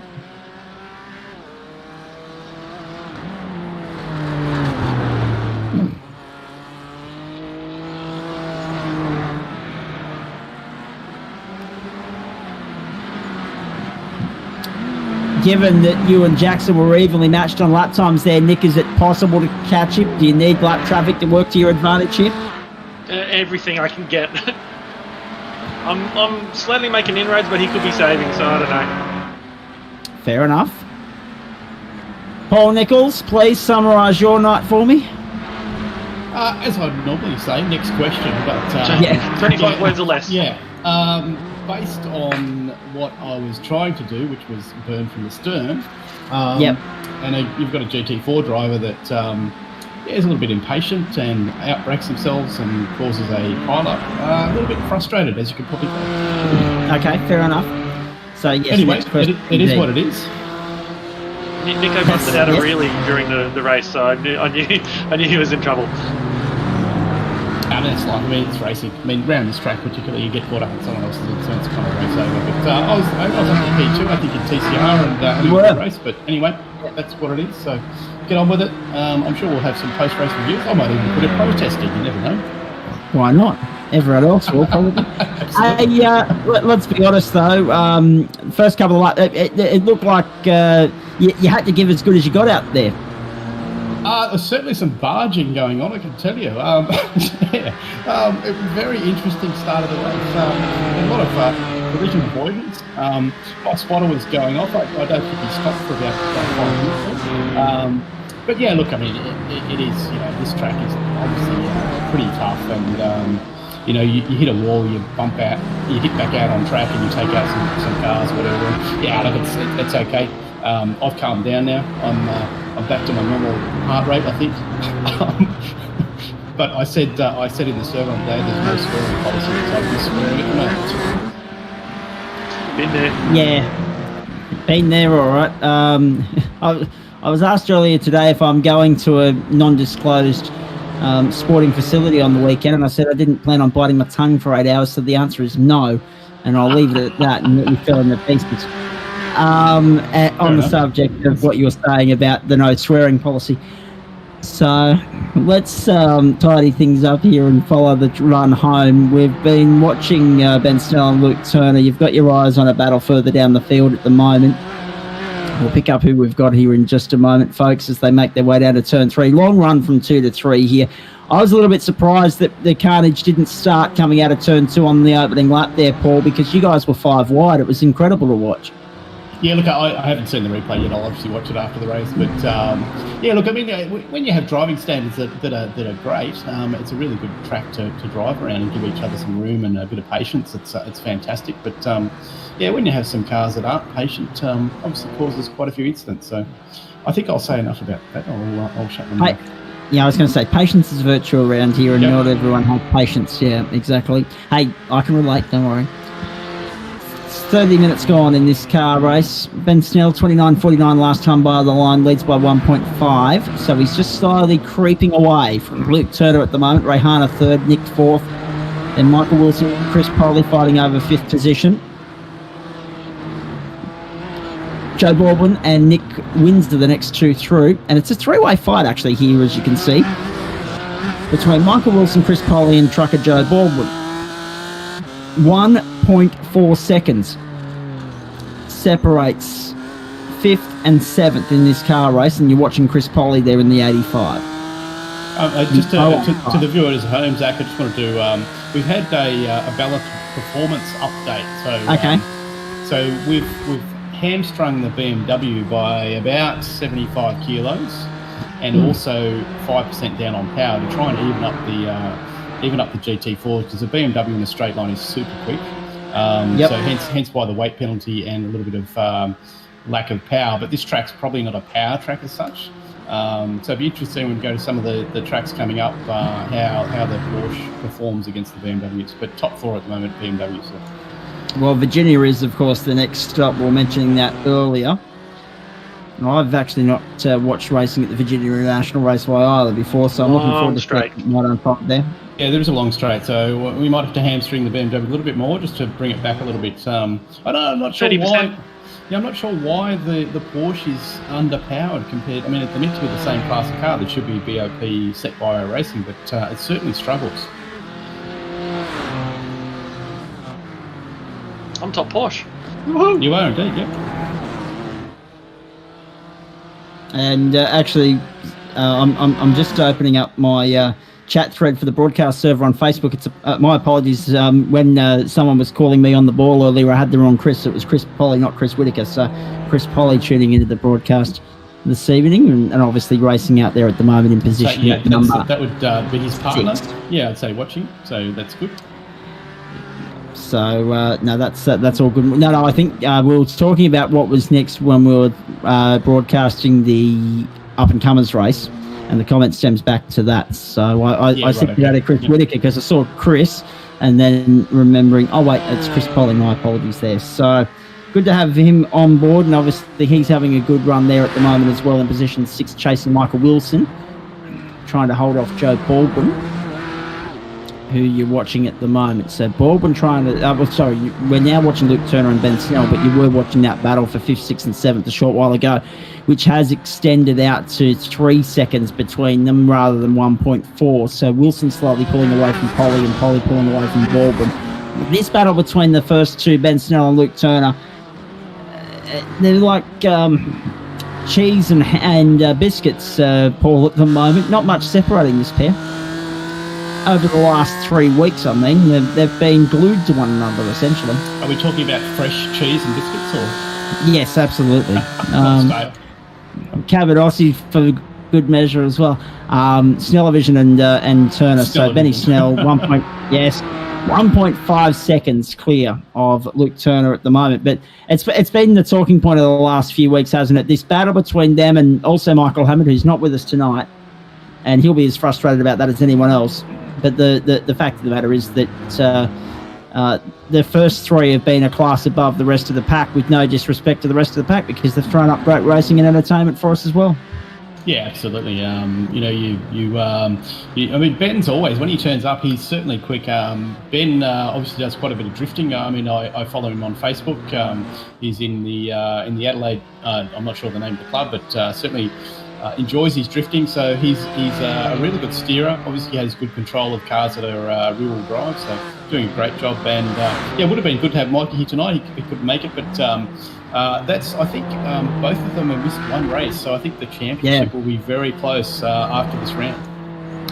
Well, Michael Hammond was on 219 coming into this round ahead of Glenn Postlethwaite, who's also missing tonight, 187, 184 for Ben Snell, and 172 for Nick, 147 for Andrew Hayes, and then Daniel Ackland on 144. He's also missing tonight.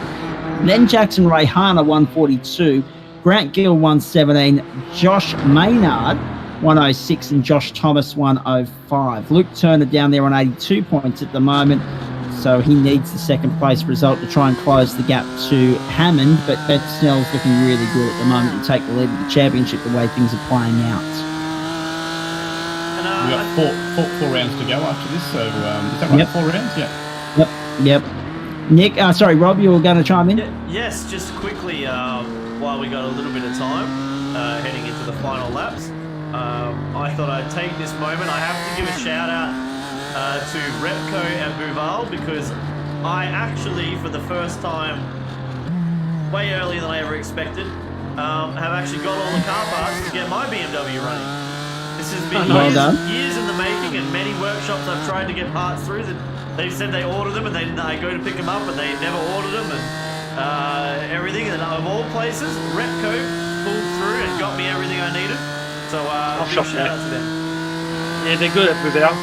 Yeah, Definitely shout out to Repco. Especially Stu. If you need anything, go and see Stu down at Repco Bouval. I gotta say, he listened to me rant about my BMW Lemon, and he got me the parts. So good on him. Well, Repco could always sponsor us. We're looking for Repco Australia. Yeah, exactly. Hashtag 100%. Definitely. If anyone is tuning in from Repco, hey, there you go. What it is, you can email You've got a us. free plug. Come across to the Facebook page and send us a message if you're interested. The other thing I will say too with regards to all of that is I used to be a big fan of Bouval, but I've gone off them ever since they handed Sizzler over to Mexicans. So, I mean, the old Taco Bell just doesn't hit the tummy the same. company. Taco Bell's not bad, but it's not the Taco Bell that we had in It's the not US. Sizzler. And there's no Zion. That's right. But, Anyway. Zach, one thing you need to do is Google yourself the recipe for cheese toast. It's something I did, and it's I'll keep that torch. Oh, don't worry. You go to Logan home. Google's your friend. Google's always your friend, but they actually, La Familia actually do a six-piece pan-bread sell at your Woolworths and Coles, so that often comes We're in becoming a handy. cooking show, are we? What's going on? Yeah,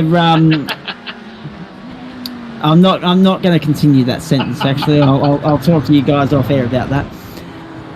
Ben Snell, Luke Turner, and Jackson Ray Harder with Nico Pop there in 4th position and Michael Wilson 5th. Yeah, let's just say that my name for Master Chef incorporates the first half of the word, but not the second. So I think you two can fill in the gaps from there. Now, Yeah, got it. yep, Ben Snell, Luke Turner, and Jackson Ray Harder are the top three. You're watching on your screen there at the moment, Luke Turner following Ben Snell through 1.7 seconds, the margin. And we are in the closing stages of this race. Next time by the line, it'll be interesting to see actually whether we get one or two more in here. They caught me out last time. They snuck one extra in by 4 seconds in the up-and-comers. So let's wait and see where we are this time. Ben Snell, Luke Turner. They've gone all the way and they've gone caution-free. It's been a tremendous drive from Ben Snell, led all the way, navigated his way through all the traffic. Oh, hang on, Luke Turner's in the lane. Luke Turner is in the lane. Can you believe this? It's close Ben on Snell's fuel. across the line, 38 minutes and 5 seconds. He'll have 2 more laps here, and Luke Turner is in the lane for the ultimate splash and dash. That will change everything. Because Rayhana will go through to second, Nick's going through into third, and we've got 2 laps to go. Are you going to get home, Nick, on fuel? We won't talk about that. Let's see what we get. Okay. Oh no! There you go. Right, yeah. All right, we'll play that one by ear. Well, we are on lap 24. We speculated 25, so it looks like we're going to get there. We've got a minute 10 for Ben to get round, which he probably will, I'd say. I'm backing him to get round, so it'll be 25 laps this journey. But also, he must be tight on fuel as well, I'd say. You have to think so. If it's caught Luke Turner out, what's Benny at? Where's Benny at? Is there another sting in the tail here? It could be. He might be pitting this last lap. Nick and I were talking about this before you joined us in the booth, mate, about fuel being an issue, potentially, and Nick said, no, I think I can do it. And now we're waiting for Nick to maybe cough over the line. Not that I want to you guys joke talk about about that. matches. Yeah, Nick's... Oh, mate. Not that I want to joke about that, but yeah. I think it might be fuel saving, Nick. What do you reckon? Across the line comes Ben Snell. He doesn't pit. 1 lap to go. I thought I'd be sneaky and see if I can get the fuel level so we could have a look, but I don't think that my the one I'm putting on the screen, I don't think that's correct. I think that's And my fuel level. We got back to the line with 15.1 seconds to go, or 15.02 to be more precise.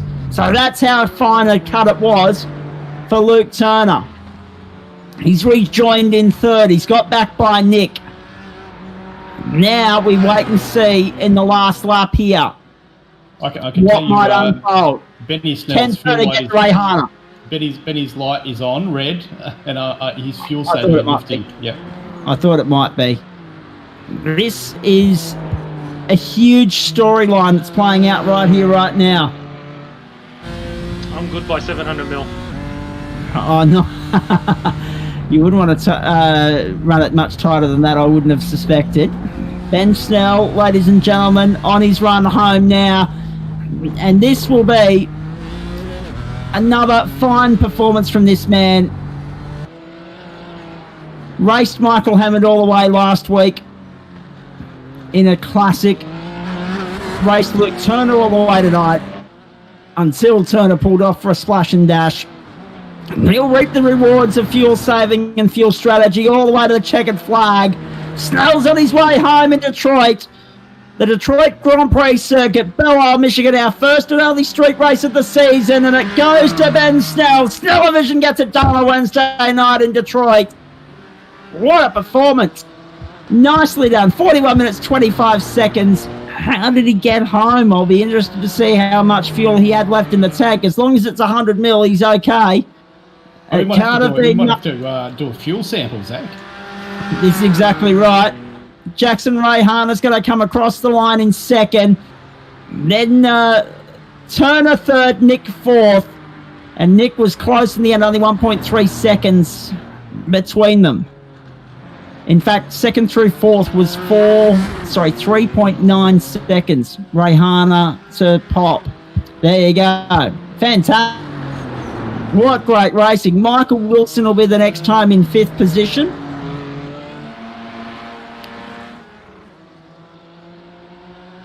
Then Chris Polly, but they're still on their way home right now. I got Mum messaging me on one line. I've got a few other things happening here, talking about the AFL game, and I'm going to update everyone on that in a moment because it is very tight there at Metricon between Gold Coast and Essendon, but let's just focus on this for the moment. Ben Snell, by 21 seconds in the end, he absolutely creamed the competition. To Jackson Rayhana, Luke Turner, then Nick, Michael Wilson, Joe Baldwin, Chris Polly, Nick Windsor. Cook, the first of the TCRs, home in position number 9. Andrew Hayes was 10th, then Grant Gill, then Curtis Williams. Then a swag of TCR cars. Parry Anastakis, Curtis Porter, Warwick Sharp, Josh Maynard, James Catchpole and Chris Stark. And then we go back to Josh Thomas and David Riddell making up the top 20. And he took more hits than Elvis tonight. No surprise to see that he didn't make it to the end. They're 12 laps down. Josh Thomas 8 laps down in the end. So I think we had 18 finishes home with Thomas, Riddell, Wood, Nichols, Reinhardt, Hisco and Daly all failing to make it to the checkered flag. Now, if you like your AFL, get it on the second screen for the next couple of minutes, folks, because Gold Coast and Essendon are locked at 72 apiece with 2 minutes and 50 to play. And I've got Mum cheering Essendon on as a passionate Essendon supporter, so naturally I have to go for Gold Coast for the next couple of minutes. But anyway, let's get into the post-race chat here. Let's start with our TCR winner, Angus Cook, mate. Well done. Nice performance. Tough slog, tough night at the office, but you were a clear-cut top performer in TCR. Made a nice performance and a nice vote of confidence going into the final few rounds of the season, particularly to get the job done on a street circuit. And I guess the absence of Postlethwaite and Ackland really helped your cause there. Yeah, I had no idea how I did it. First lap, I was in the fence, coming into the lane, right hand down, thinking, no chance on fuel. And then, suddenly I made it with 0.2 of a litre home after pitting on the first lap. And, I only hit the wall once after that and somehow found a lot of pace and fastest lap by over a second and a half compared to everyone else. So it was smooth sailing after that. I was going to say, you weren't the only one in trouble on lap one there. David Riddell, Paul Nichols all found themselves in trouble. Have a look at this madness on the run down to turn 3 on the opening lap. 4 and 5 wide. It was like the motorways here in Queensland going down to the Gold Coast on the opening lap there, except a little bit more organised. Well done. Angus, we'll come back to you in a moment, mate, because there'll be a few more questions to ask. But I just thought we'd acknowledge that you got the job done in TCR right off the top there. In the GT4 ranks, however, ladies and gentlemen, it was Ben Snell getting the job done. Again, a second win for him. And actually a third win in terms of the series, second in terms of the events that we've been able to broadcast for you here on Do a Drift Esports. And Benny, a nice night at the office for you, mates. In the end, Luke had to pit and perform a quick splash and dash. So it was a lot more comfortable than it looked in terms of when you look at the score sheet, 21.0 your margin. But how tight was the fuel race, mate? Oh, it's the same as last week. It was a fuel-saving race from the start, just driving to a number. And it's really good when you do that around here because it means you're more focused on, keeping it off the wall, looking after the front tyres, instead of just trying to go gung-ho for 25 laps. So, unfortunately, it was a little bit anticlimactic there at the end. I was thinking that Luke possibly was fuel-saving as well behind me. And we were going to go gung-ho till the end. But unfortunately for the broadcast, it was a little bit anticlimactic. But I'm happy with the win either way. Yeah, just bring Luke in at this point in time, mate. Well done. You got back to third in the end, got by Nick in the closing stages. Obviously, too tight on fuel for you. It must be satisfying, though, to still have been able to get in, perform the splash and dash, get out and still get net yourself a podium finish, though. Yeah, I might have been able to get it, and I was sort of looking at it because using my my timing, I was looking at the timer counting down. I'm thinking, is there a white flag? Is there a white flag? Is there a white flag? And so I was sort of looking, and I was doing a little bit of fuel saving as well, but yeah, it just wasn't to be. I thought, I'll go in, and then I was just praying. I'm like, is he coming in? Is he coming in? Is he coming in? And no, he just outdid me today. He was better on the day again. Indeed, and obviously first street circuit of the season, mate. What did you make of it? Oh, it was that first half of the race is one of the most enjoyable races I've had in any of the motorsport I've done. Like I could tell Ben was pushing. We were both rubbing walls. I could see him, overcooking the brakes, and he was quicker in some parts. And I knew he was fuel saving down the front straight because I'd always gain a little bit on him. So then I started to do it.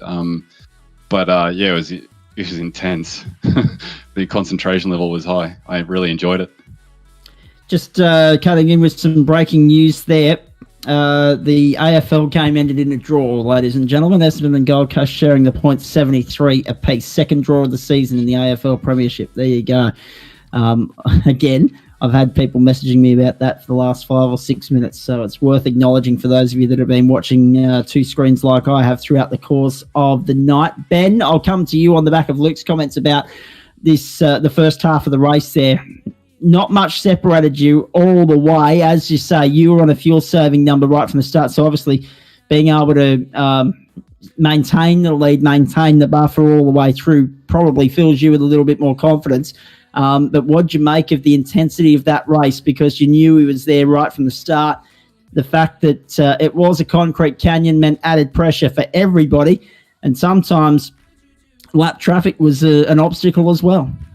Oh, yeah, I think the particular lap was lap 12 when we came across the car park, but that was yes, definitely interesting to say the least. But yeah, it was almost a reverse of the races that me and Mikey have been happening. Unfortunately, Mikey hasn't made it tonight, so but it's that one car putting a lot of pressure on the back of the other car trying to force a mistake. And thankfully around here, like, it is so easy to make a mistake, and if you do make one, it is punished so heavily because you're not just running into the grass and picking up a 1X, you're putting it into the wall and doing damage to your car. So thankfully I was able to withstand the blowtorch that Luke definitely had on the back of me at some points.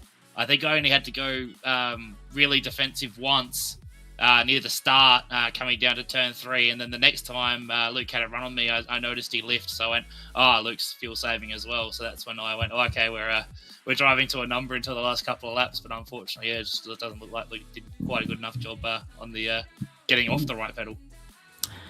And as we've said a few times before here, there is such a fine art to mastering that fuel saving strategy as well, and you've showcased it yet again here, mate. Obviously, you got back to the line with 15 seconds to go, so that's what got us to 25 laps in the end. And that car park on lap 12 that you referenced, I'm pretty sure that was Paul Nichols's car park. I'm not sure that it was Nico's doing, but he was one of the cars that was parked there on the inside. So you can take that up with him a little bit later on. As far as the championship's concerned, mate, that's a big win for you. And obviously with the absence of Glenn Postlethwaite and Michael Hammond tonight, that brings you right back into contention. That was the result you needed. Oh, definitely. I came in knowing that I wanted to get all the bonus points I could, so I tried really hard to bang out a pole lap, and thankfully I had a 0 incident race as well, so I got myself some bonus points on that. And I think with Mikey missing this round, it's definitely going to tighten that championship right up. Indeed it is. Virginia International Raceway, the next stop. Your thoughts on that? Oh, it's a roller coaster, and it's a great track to drive, and I suck at it. I always forget which corner's coming up, so I don't know which layout we're doing yet. But either way, if it's got that first sector in it, I struggle really badly through there. So it'll be interesting to say the least. Indeed.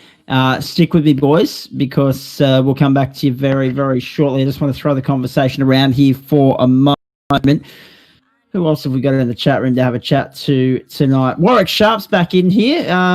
You got some experience in the open wheeler and then threw yourself in the tin top. Was it any less hairy than the open wheel experience, mate? Starting back at the grid, I had the joy of the first lap working my way through everyone and losing the back of my car, and I don't think the front was much better. But no, it was good fun. Definitely a different experience. Definitely a lot more braking needed a lot earlier. But I actually enjoyed it. It was a good change of pace after the first race.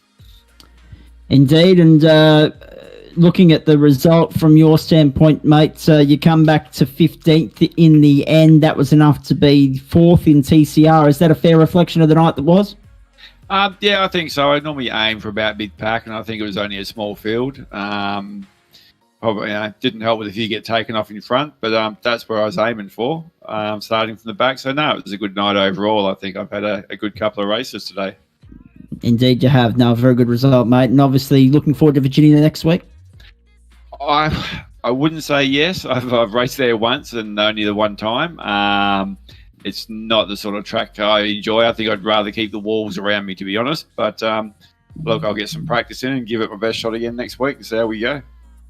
Indeed. Well done again. And obviously, Jackson Rayhana, I can bring you in at this point in time as well, because you're another one that did the double up tonight. How difficult is racing an open wheeler on this circuit to racing a tin top on this circuit? Which would you prefer? I'll give you the open wheeler every day of the week. Look, challenge of the tin top then. It's not as responsive as you'd want it to be. Like you want the open wheeler to turn, it'll turn. You want it to stop, it'll stop. Where this thing, it's like turn and it will have a little think. Maybe you wonder what it's having for dinner tonight, and then it will turn. And just like little things like that. And it's a jump, but I'm glad I got more than one lap in quali this week to sort of just get the hang of things. And I got a bit lucky on the start there too. Indeed you did. It was like a car park behind you there, everyone fighting for the same spot on that opening lap. In terms of your night though, mate, fairly good result when you look at the greater picture. You were third for much of the race. You had Nick covered early. He stayed behind you, followed you through, and you've come home second and fourth. Luckily for you, fuel saving you were able to master. You were tight on fuel, obviously, at the end. Nick was too. But Luke having to splash and dash really worked to your advantage there, and that'll help you out in the championship fight. Yeah, definitely. Absolutely. I wasn't really thinking about fuel saving when I was hanging around Nick. Like, I didn't really want to slow him up. Bad influence. Well, I didn't. Yeah, he did me the courtesy of letting me by. So I'm like, all right, let's try and get some seconds on Benny and Luke. Obviously, they're in a class of their own at the moment in these cars, so easier said than done. But once I made my mistake, Nick got by, but then he made a mistake, unfortunately, a few laps later. And then so I had that gap, and that's when I sort of started to take into consideration fuel. It's like, okay, all right, I might make it, but barely. Either way, I wasn't pitting. It was either going to run out or cough over the line. Cough over the line, pretty much. So, yeah, I'm glad I got the result in the end. And massive bad luck to Luke. He had, as I said, he had our number for most of the race there. But yeah, I'm happy with the points all and 0 incidents as well. So I'm double happy with that. I was going to say, let's check in with Adam, Paul, or Nick, whoever's got that information for us. Where were we on incident points tonight, boys? Ben Snell 0, Jackson Rayhana 0, myself 0. Nice. And that's it. Okay, everyone else at least had one. At least two incidents or more. Okay. All right. Well, you three give yourself a pat on the back. In terms of drivers who progressed up through the field, Jackson Rayhana from 9th to 2nd, a very nice performance there. Angus Cook from 20th to 9th, equally as good, actually, as far as the TCR portion of the field is concerned. And Parry Anastakis, who I'll go to now, from 23rd to 13th. Straight circuit's a hairy experience, Parry. You there, Parry? No, we'll come back to Parry. I'm not hearing Parry. Oh, no, there you are. I've got you now, mate. Sorry. Good work. Double mute on. Yeah, fuel saving strategy today. That was a bit of fun after the incidents on the first lap, and the car park at one stage there, the track was blocked, and no choice. We carried the fuel strategy to make up some positions. So that was great racing with Curtis. I'm not sure. I think he was fuel saving as well, but that was an awesome race towards the end. Actually, you mentioned the car park. I'll bring in Adam Lavis at this point in time because I believe you were in race control there, mates. We got lucky with that car park that everyone was talking about on lap 12, the incident that Paul was involved in, not to get a caution. Well, my iRacing crashed the lap before, so I was unable to be there for that. So I didn't even get to see the pile-up. So thank you, iRacing. Okay. Yeah. No. iRacing's been everyone's friend this week. Yeah, we've had 2 incidents tonight. My iRacing crashed at the start of up and coming, and then Adam's crashed as well. So I'm not sure if it's a back end server issue or it's so many people in Melbourne on Netflix, or who knows. Well, I don't want to miss this opportunity to use my new favorite saying that we've got from tonight, which is it sounds like there was a few crashed bandicoots around. Yeah, good one. Dad joke. Okay, yep, we'll just let that one slide very nicely. And also the internet issues were a talking point during the GT3 race as well on Monday night because a few drivers got booted from the server for low connection activity, so that was unfortunate too. Parry, tell us a little bit about your race once you got through that car park traffic. Mates, settled into a rhythm quite nicely. Come home 13th. Yes, you're a lap down, but you're second home in the TCR field. Got to be happy with that from a championship standpoint. Yeah, look, this is my second race in TCR that I've joined, so I'm still learning. Learning the field, the rules. I'm not sure if it's a standing start or a rolling start. I'm not sure why people start from the back of the grid. Maybe I've got to read the rules, but I'm still learning. I tried to stay out of trouble, but trouble sort of found me as well. So sorry for Nico, who's sort of just cruising along, and the Porsche tried to Porsche pass which wasn't fun. But look, I had to save 4.6 litres when I made the call to fuel save. So lifting off early, sort of saved, and I think I finished with about 0.3 litres. We went for that extra lap, which I sort of anticipated. For sure. Just having a look. The next 3 rounds, we've got Virginia International, then we've got the circuit Gilles Villeneuve, and then we've also got a member vote for and also that's for the Hump Day Pilot Series and a TBA venue for the Up and Comers League. So looking forward to that, and then obviously the big one on the back end of all of that, Wednesday the 9th of September, will be Mount Panorama Bathurst. So of those 4 circuits, Parry, obviously. One we don't know. Bathurst everyone loves, but Virginia and Circuit Gilles Villeneuve, what are you looking forward to there? I don't recall VIR at all. I don't think I've raced there. But Canada I really enjoy. I've been on F1 2020, 2019, 2018, so I know that track. So I'll look forward to that one. Yeah, no, we're looking forward to it there as well, mate. And just to give everyone an insight into the TCR and the GT4 side of things, obviously you're in the minority as far as this series is concerned. More drivers have opted for the GT4, but what set TCR aside from GT4 in your decision-making process there? What got TCR over the line? Zach, I know how to drive a front-wheel drive car, so it was my choice. Fair enough. No, Very I good like champion. that. Well, this is exactly right. I was just because obviously there's some drivers that enjoy that that have a preference and for certain reasons, and obviously you being a front wheel drive person, that makes a lot of sense. And you're getting enough rear wheel experience on a Monday night, yeah.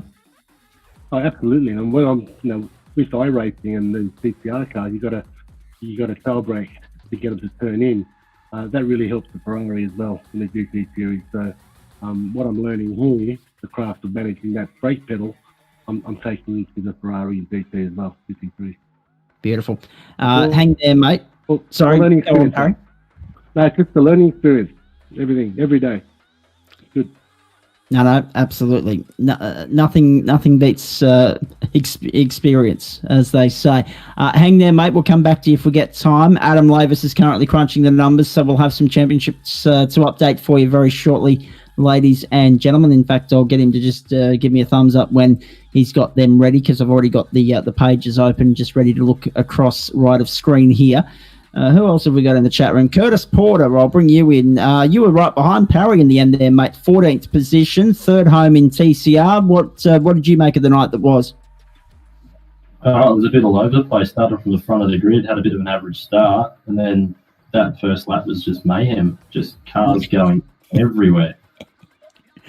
And this was the big talking point coming into the race. We suspected that because it's a concrete canyon, because it's a street circuit, because there are a lot of drivers that haven't run a lot of street circuits, and iRacing doesn't have a lot of street circuits. It was a recipe for carnage and chaos, and it didn't disappoint. No, it didn't. It was good. I got myself back up to first in TCR, and I was coming in the back there, and a lap car was just trying to let me by. He's parked it in the middle of the track, so I ended up putting me in the wall. I had to come into pits, which put me back a little bit in the field, but it was great getting back up to Parry at the end and having a good battle. That was really fun at the end there. I asked Parry about his preferences with TCR as opposed to GT4. Where does it sit with you? What steered you towards TCR here?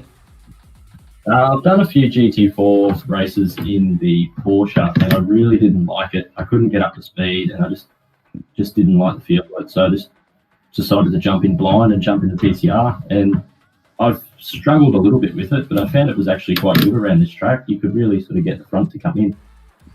And what's coming up as far as sim racing and yourself is concerned, mate? Obviously outside the Gentleman Sim Racing Club, anything on the agenda? Not a lot. Obviously, just sticking to the events that we've got here at the moment. Yep. And then hopefully getting back in the car and racing later this year when some of the race meetings start up again through Australia. Well, this is exactly right. So some of them starting up as early as this weekend. Some states are already back on the circuit, and some cars are still tucked in the garage. Unfortunately, I'm looking at you, Victoria, but we've got our fingers crossed that you get back on the racetrack before Christmas at this stage. Well done, mate. Thanks for having a chat to us, Curtis Porter there. Let's throw the conversation up to Josh Maynard and Joe Baldwin. I'll go to Joe first. Joe, you come home tonight in 6th position, mate. Are you happy with that? I'm actually quite happy with that. It's a car I don't do a lot of racing in. I think I've driven it 3 times, and all 3 times these guys. So, but it's a track I love. I enjoy the place. I just didn't have any practice, that's all. But the whole race was just fuel saving. With Polly, we were very much similar pace, and it turned out to be a cracker in the last couple of laps here. Indeed, it did. The closing stages. I mean, you were closing. Sorry, you weren't able to close the gap to Michael Wilson at the time that we saw your battle on screen last. It was a 3-way fight, but Wilson slowly edged away from you, and you were left to fend off Chris Polly in the closing stages. You were able to do that, but it was a tight margin, 0.4 of a second. How were you guys on fuel at the end there? I had enough to make it to the back straight, and I was out. So I saved the whole time. Michael, I think he must have gone to the pits. So he didn't have to save fuel once he came out, and whereas Polly and I were both fuel saving. So, but there was a couple of lap cars got in the mix there and sort of helped and hindered a little bit both ways. it all worked out in the end anyway, and it just made it exciting. It was actually, it was a great fun race. And I mean, I've been racing with Polly for quite a while, so and it was just good, clean, fun racing. He made a bit of a mistake going into the first two corners there on the last lap, and that was sort of the difference between 6th or 7th, I guess. It was going to go either way. Indeed it was. I'll bring Nick in at this point in time because he was another one that we were talking about with regards to fuel saving, and we we're talking to Nick right throughout the race, as you guys know. It's interesting when we draw some comparisons between running the whole race fuel saving strategy, Nick, and then having that quick splash and dash, because in Luke Turner's case, he only lost out to 2 cars, or 1 car more than he was already losing out to. He dropped 1 spot because of the splash and dash. You look at when Joe was talking about Michael Wilson coming in for a splash and dash, he got out and got over the line by 4 seconds. So the split strategy in that top 6 alone is an interesting talking point here. Yeah, I mean, part of that comes down to driving style. It's a little bit annoying when you're busting your ass and you can't catch a front 2. And then in my particular case, and then at the end there, I went, I was actually super confident on my fuel, but it was just really super duper close at the end there. So I did have to fuel save. So I had to let, unfortunately, I had to drop a spot there. But anyway, Luke deserved that. But yeah, it all comes down to driving style, how aggressive you are on the throttle. Do you let the traction control jump in there, or do you ease off at the end of the straight so to save a bit of fuel? It all comes down to driving style, and it's one of those things that the more laps you turn, the better you get at it. Indeed. Keep an eye on that over the next couple of weeks, folks, because I feel fuel saving versus the quick splash and dash is going to be a talking point in the remaining 4 rounds of the championship. Just quickly on the subject, someone asked us earlier, and I don't know if Paul or Nick might be able to jump in and answer us here. Someone was mentioning that they weren't sure which layout we're on when we get to Virginia. I take it there's a couple of options to choose from there. Yeah, I'm just looking it up now, actually, Zach. Hang on a moment. I'll let you know. Okay. There's a lot of options. There's a North Circuit, a South Circuit. If we use the perimeter circuit, that's just a lot of fun. It's a roller coaster up and down, then a really long straight at the end of it too. So yeah, it hasn't been set yet. So I think we'll discuss it during the week and work out for each of the series, or each of the either Pro Mazdas again next week at VIR. So and then Hump Day Pilot Series GT4, TCR. So we'll work it out during the week, and we'll work out which layout we're going to go. And obviously the 9th round of the series, obviously we go to Circuit Gilles Villeneuve, Montreal for the 8th round. The 9th round is a TBA for the up-and-comers and a member vote for the Hump Day Pilot Series. So am I of the belief that am I correct in being of the belief that the up-and-comers might follow the member vote here? Yeah, I think we're going to put a poll up, and we'll throw up some options. Obviously, probably all the rounds, all the circuit we've done during the season, and then member vote, and then we'll throw up the circuit based on member vote.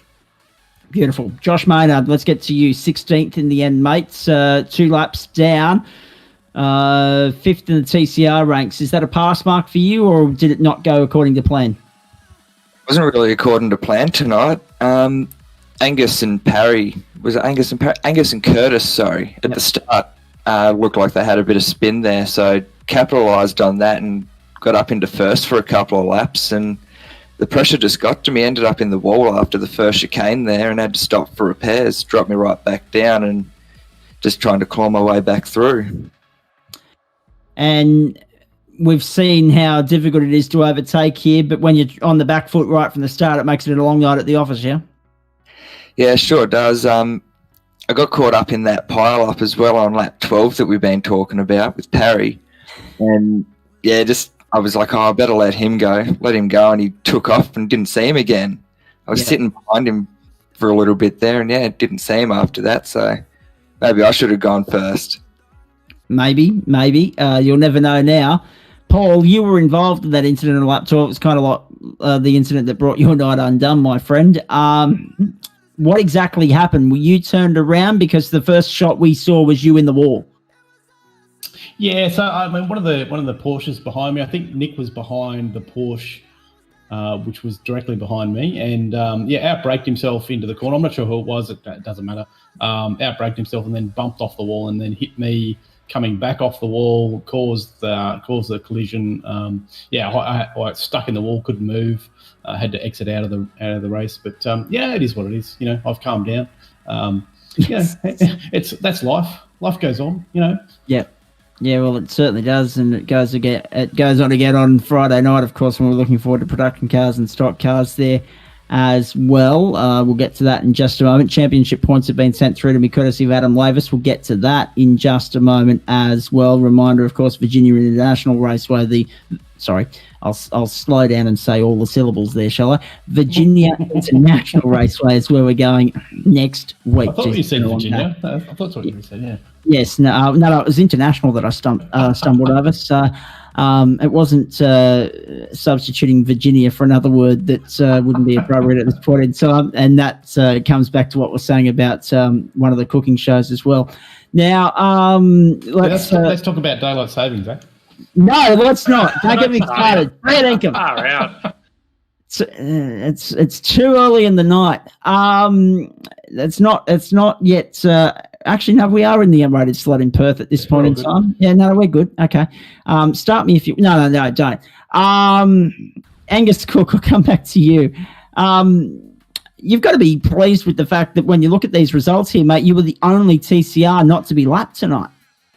Yeah, well, I sort of jumped in not knowing what to expect, especially after that first lap. In the back of my mind, I was sort of like, well, I can be lapped, and then I'll have one less lap to worry about on fuel, and I had no cars in between the leaders, so I had that in the back of my mind. But yeah, it was quite a smooth and lonely race.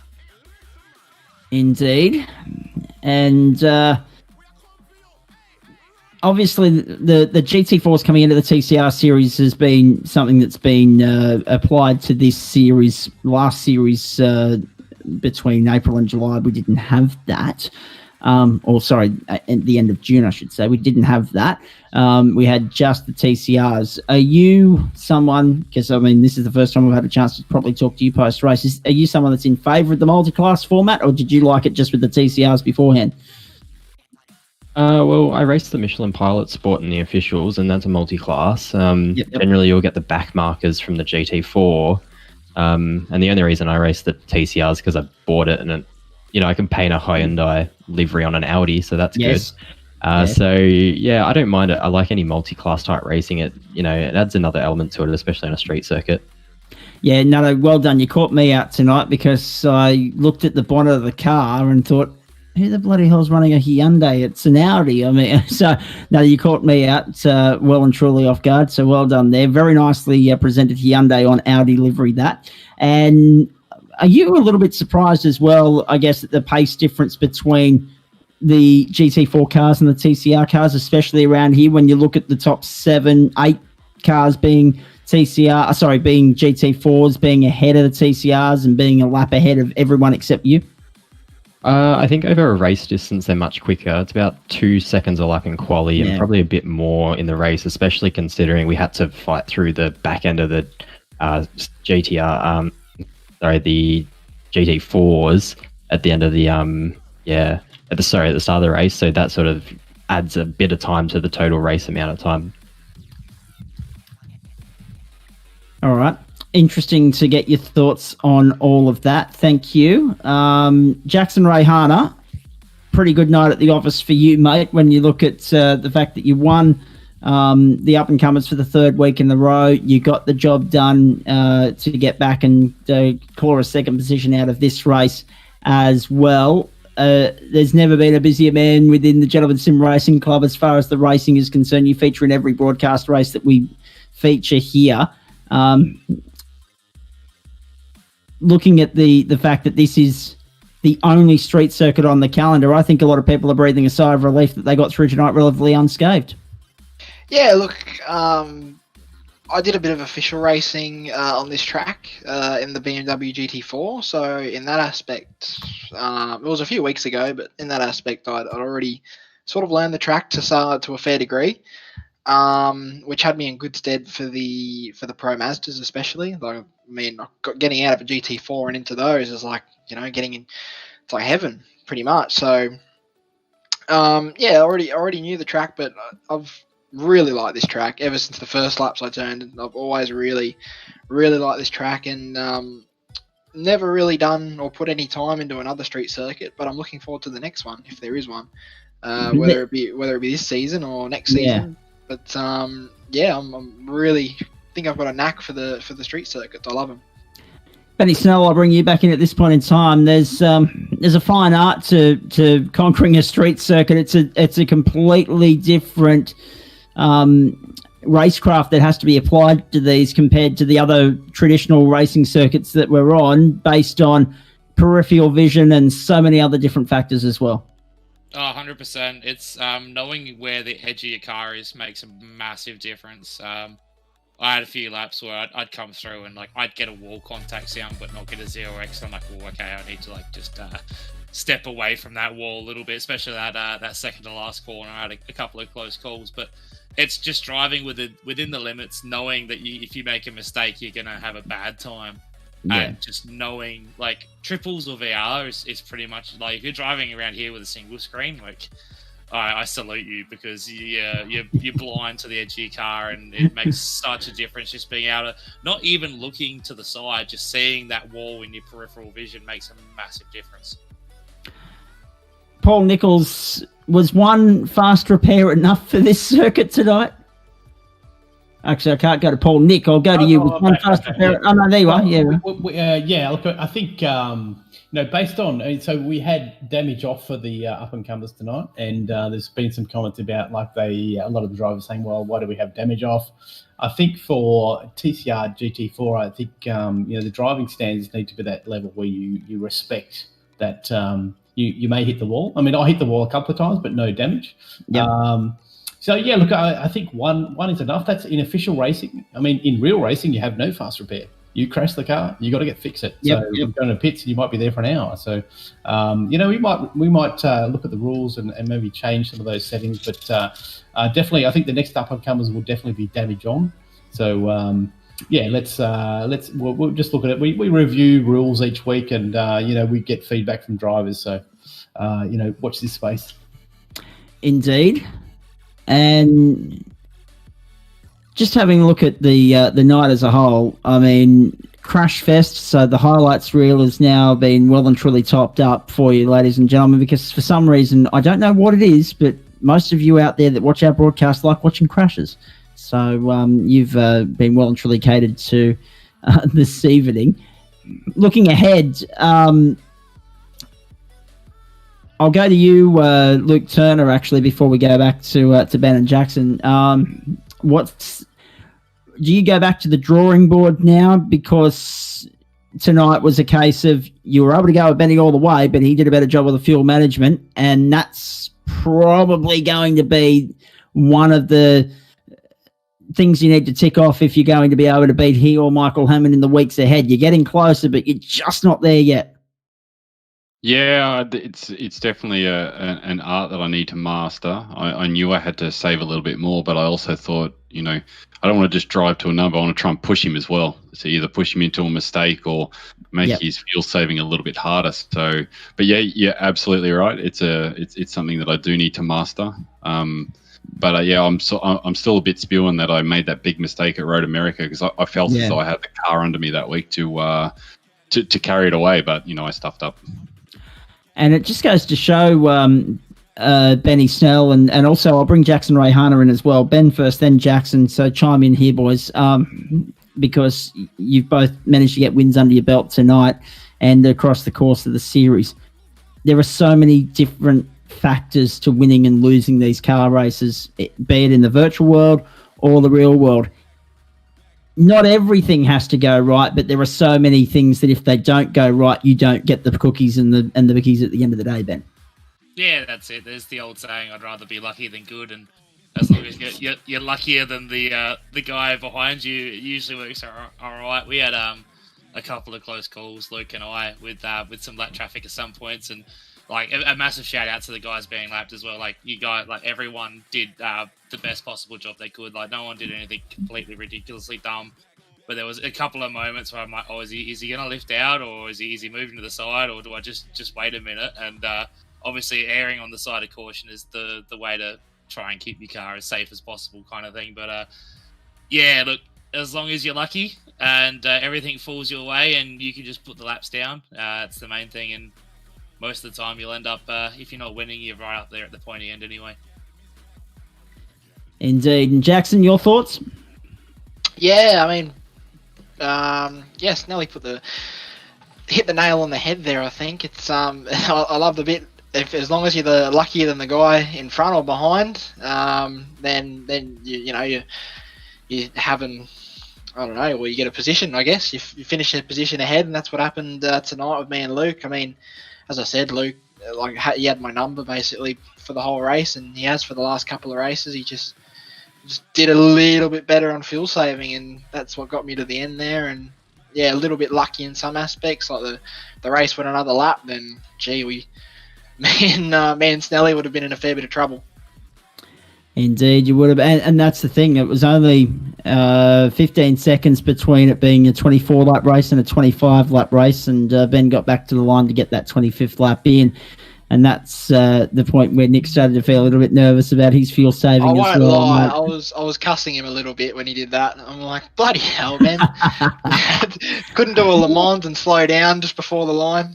But he played the race to a T, and yeah, we both came home on the smell of an oily rag. But it was good fun. Indeed. All right, let's start to wrap this baby up because it's a school night, it's a work night for some people. For others, they're just worn out and need some sleep, and I fall into that category, and I'm sure Rob does as well. And it's after 10 o'clock as well, so most people are starting to tune out. Let's wrap things up and look ahead as far as the series is concerned by telling you that the championship standings and the up-and-comers look like this. Jackson Rayhana, 244 points. Tim Harris, 215.5. Warwick Sharp, 202.5. 186.5 for Michael Latta.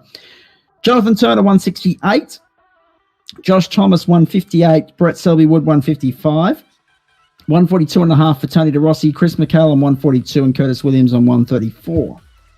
That's the top 10. Rick Vincent just outside on 133. He was a retirement tonight. The Pilot Series, it's looking pretty interesting now as well. Top four are all GT4 entries, and only one of them is the Porsche of Nick. So BMW's 1, 2, and 4. Nick in third. Ben Snell 239. Michael Hammond 219. Nick on 214, and Jackson Rayhana 189. Charging home. Glenn Postlethwaite, even with missing tonight, sits fifth on 187 points. Andrew Hayes 178. Grant Gill 147. Daniel Ackland 144. Chris Polly 127. Luke Turner 121 points, sitting there on the cusp of on the end of the top 10 in 10th place. Warwick Sharp, Josh Maynard, Josh Thomas, Richard Hunter, Curtis Williams, and Curtis Porter outside, taking you back to 16th. Reese Belitho, Joe Baldwin, Jared Daly, and Declan Reinhardt making up the top 20 there. And Parry Anastakis, who we chatted to earlier, sitting down in 24th position, and Paul Nichols. Paul, it's not a great series for you, mate, so far. Just the one finish. Sorry, two finishes, I should say, sitting there in 26th on 51 points. David Riddell, who caught more hits than Elvis tonight and the Beatles combined, he was there in 28th on 45 points. I'm just having a look down further through the order just to give everyone an indication of how many cars have featured in this series thus far. 52. It's a very impressive rollout that we've had across this series so far. Final thoughts on all of that. Let's go to you, Nick. Firstly, let's wrap this baby up. Driver of the night across the two races, please. I'm going to give it to a competitor in the last race there. This guy started... Where did he start? Started 20th and made his way to 9th. First of the TCRs, and the only car in TCR not a lap down, Angus Cook. That's a fair vote. And I have to say on that note, going back on positions gained and everything else, the first race tonight, got to give honourable mention to Chris McCall, who came from 37th to 8th. That was an incredible performance there as well. But agreed with Angus Cook in a field that you didn't have Glenn Postlethwaite, and you didn't have, of course, Daniel Ackland. The TCR race was thrown wide open, and he stood out to being well clear of the rest of the pack in the TCR field. And as you say, the only one not lapped after 40 minutes of racing, which goes to show how busy it was out there tonight. I think everyone breathes a sigh of relief after all of that. Paul Nichols, your thoughts? I'm gonna say up and comers, Chris McHale. Like really to get through that field, starting 37th, and to get to 8th position. I'm sorry, get to where did he finish up? 8th, yeah, 8th with 8 incident points. Hats off. Well done, Chris. No, indeed. So Chris McHale and also Angus Cook getting out of honourable mentions this evening. Ben Snell and Jackson Rayhana getting the wins, and I think Rayhana's earned himself another vote as well, given the fact that he came back from well down the order after an early race mistake to get into position number 1 in the up-and-comers, and then second at the death there in the Hump Day Pilot Series. I can't see Jackson in the up-and-comers next season. No, for some reason, I just don't think that'd be an easy, good fit anymore. I think he's outstaying his welcome already in that series, but he'll wrap it up and then come and have a play with everyone else, which will be good to see. It bodes well for Jackson going forward, because every week we see improvement from him, and it was evidence there again tonight.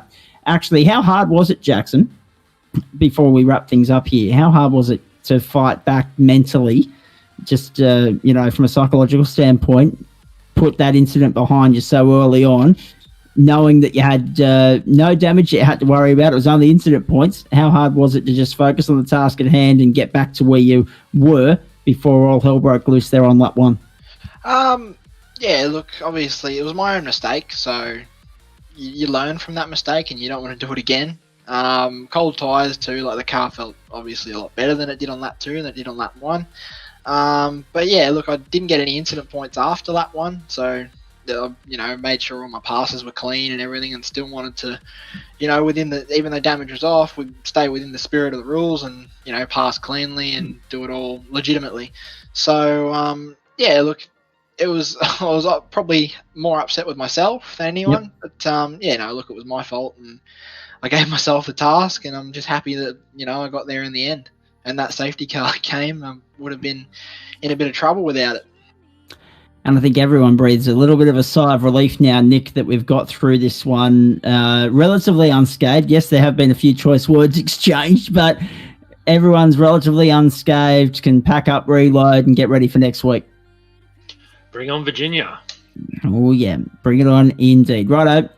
Drivers, thank you very much for your entertainment throughout the course of the evening, and we mean that so sincerely, because across the up-and-comers and this race, there was action aplenty. No shortage of content for us to use on the highlight reel at the end of the season. And well done again to Ben Snell and Jackson Rayhana, who won the 2 respective races we brought you, and of course Angus Cook, who got the class honours in TCR as well. Looking ahead for you as far as Dual Drift Esports Motorsport is concerned, and the Gentleman Sim Racing Club, more to the point, Friday night. We're staying in America. We're staying there for the next week, in fact, and it's going to be good fun. This particularly will be something to look forward to. Watkins Glen, the venue, Mustangs, I should say. The feature, the order of the day, the class of the car of choice for the production car race on Friday night from 6:30, and then, of course, to be followed by stock cars on the traditional NASCAR layout there, the Xfinity Series cars. Tearing it up for you on a Friday night. We're looking forward to how that might play out. So that'll be from 8:05, maybe just a little bit later as it was last week. Full post-race show to follow that. Then, of course, as I just have a look through here to see if there are any more comments from those of you watching on socials. No, but thank you very much to those of you that have been watching with us from the get-go and commenting along the way. Monday night, Barber Motorsports Park. So we head back into the central part of America there, Birmingham, Alabama. Looking forward to that immensely. Of course, that's round 7 of the GT Series. And that is coming your way from 8 o'clock, qualifying and racing action live. Critical point of the championship as well, because it's well and truly alive between Brenton Hobson and Dennis Gaderick after Gaderick got his 3rd win of the season on Monday night just gone. Then we stay in the Pro Mazdas for the up-and-comers next Wednesday night, same time, same place, 7:30 Eastern time, when we head to Virginia International. And then, of course, that race will be followed at 8:35 by all the action from TCR and GT4 on the same circuit. So 3 unique tracks to look forward to over the course of the next week, and we are looking forward to that immensely. I believe I'm right in saying, Paul, that the production cars are on the long circuit at the Glen? Yeah, I'm just looking at it now. Hang on. Double check. Where are we? Production cars. What can Glenn boot? So that'll be fun. Yeah, and then the Xfinity NASCARs are on the Cup circuit. Okay, so full circuit for prod cars and the normal traditional short circuit for the Cup, for the Xfinity cars, the stock cars. Looking forward to that immensely. Huge thanks to all of our sponsors, as per usual, LJ Hooker Gander, Central Coast Subaru, and Oculair. If you want to get involved in the action as far as the Gentleman Sim Racing Club is concerned, ladies and gentlemen, look them up on Facebook, Gentleman Sim Racing Club, Inc. Chat to Paul, chat to Nick, chat to any one of the admin people there, and they'll help you out and get you on board. In fact, any of the drivers involved in the club will be happy to fill you in and give you any information you need to know in terms of getting involved and becoming a part of this great club. As you've seen, the racing this year that we brought you across Dual Drift Esports has been fantastic, and we're looking forward to more of the same as the year, I should say, goes on. Particularly those of you in Victoria. Now, I know you're only allowed out of the house once a day, but if that hour is to go and get yourself a simulator and cure your boredom over the next few weeks, do it. Spend the money now and do it, because it's not going towards anything else at this point. And as we've said right throughout the course of the season, sim racing playing a nice little part in all of our lives, and it's something that we're hoping to continue to utilise even when things do get back to normal.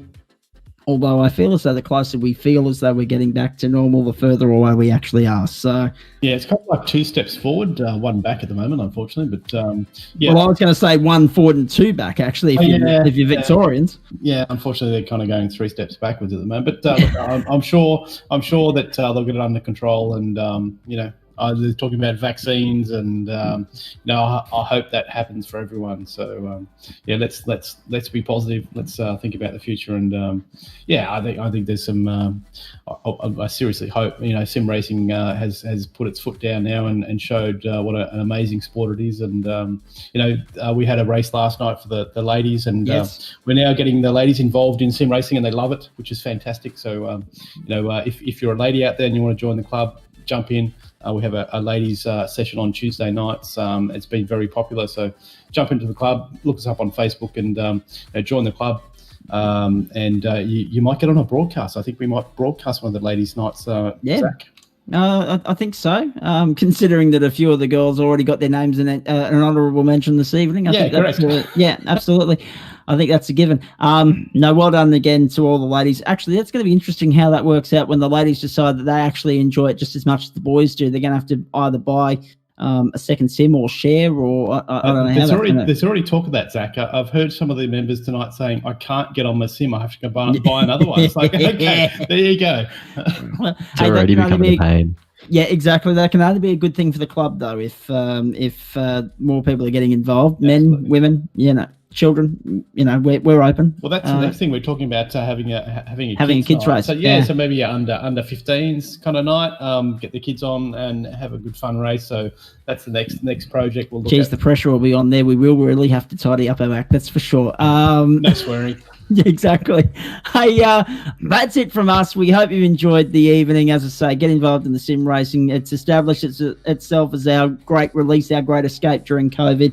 And you've heard drivers right throughout the course of the year saying that even when we get back into the real thing, we're still going to try and dedicate time to the sim, because it's been such a prominent part of our lives during COVID. So it's a good sign for sim racing going forward. On behalf of all the crew here at Dual Drift Esports, and the motorsport crew in particular, on behalf of Paul Nichols, Nico Pott, Robert Hazeron, Adam Lavis, and myself, Zach Caban signing off. Have a great night, everybody. Thanks so much for your company once more. Enjoy your Thursday and your Friday, no matter what you're doing, where you're going.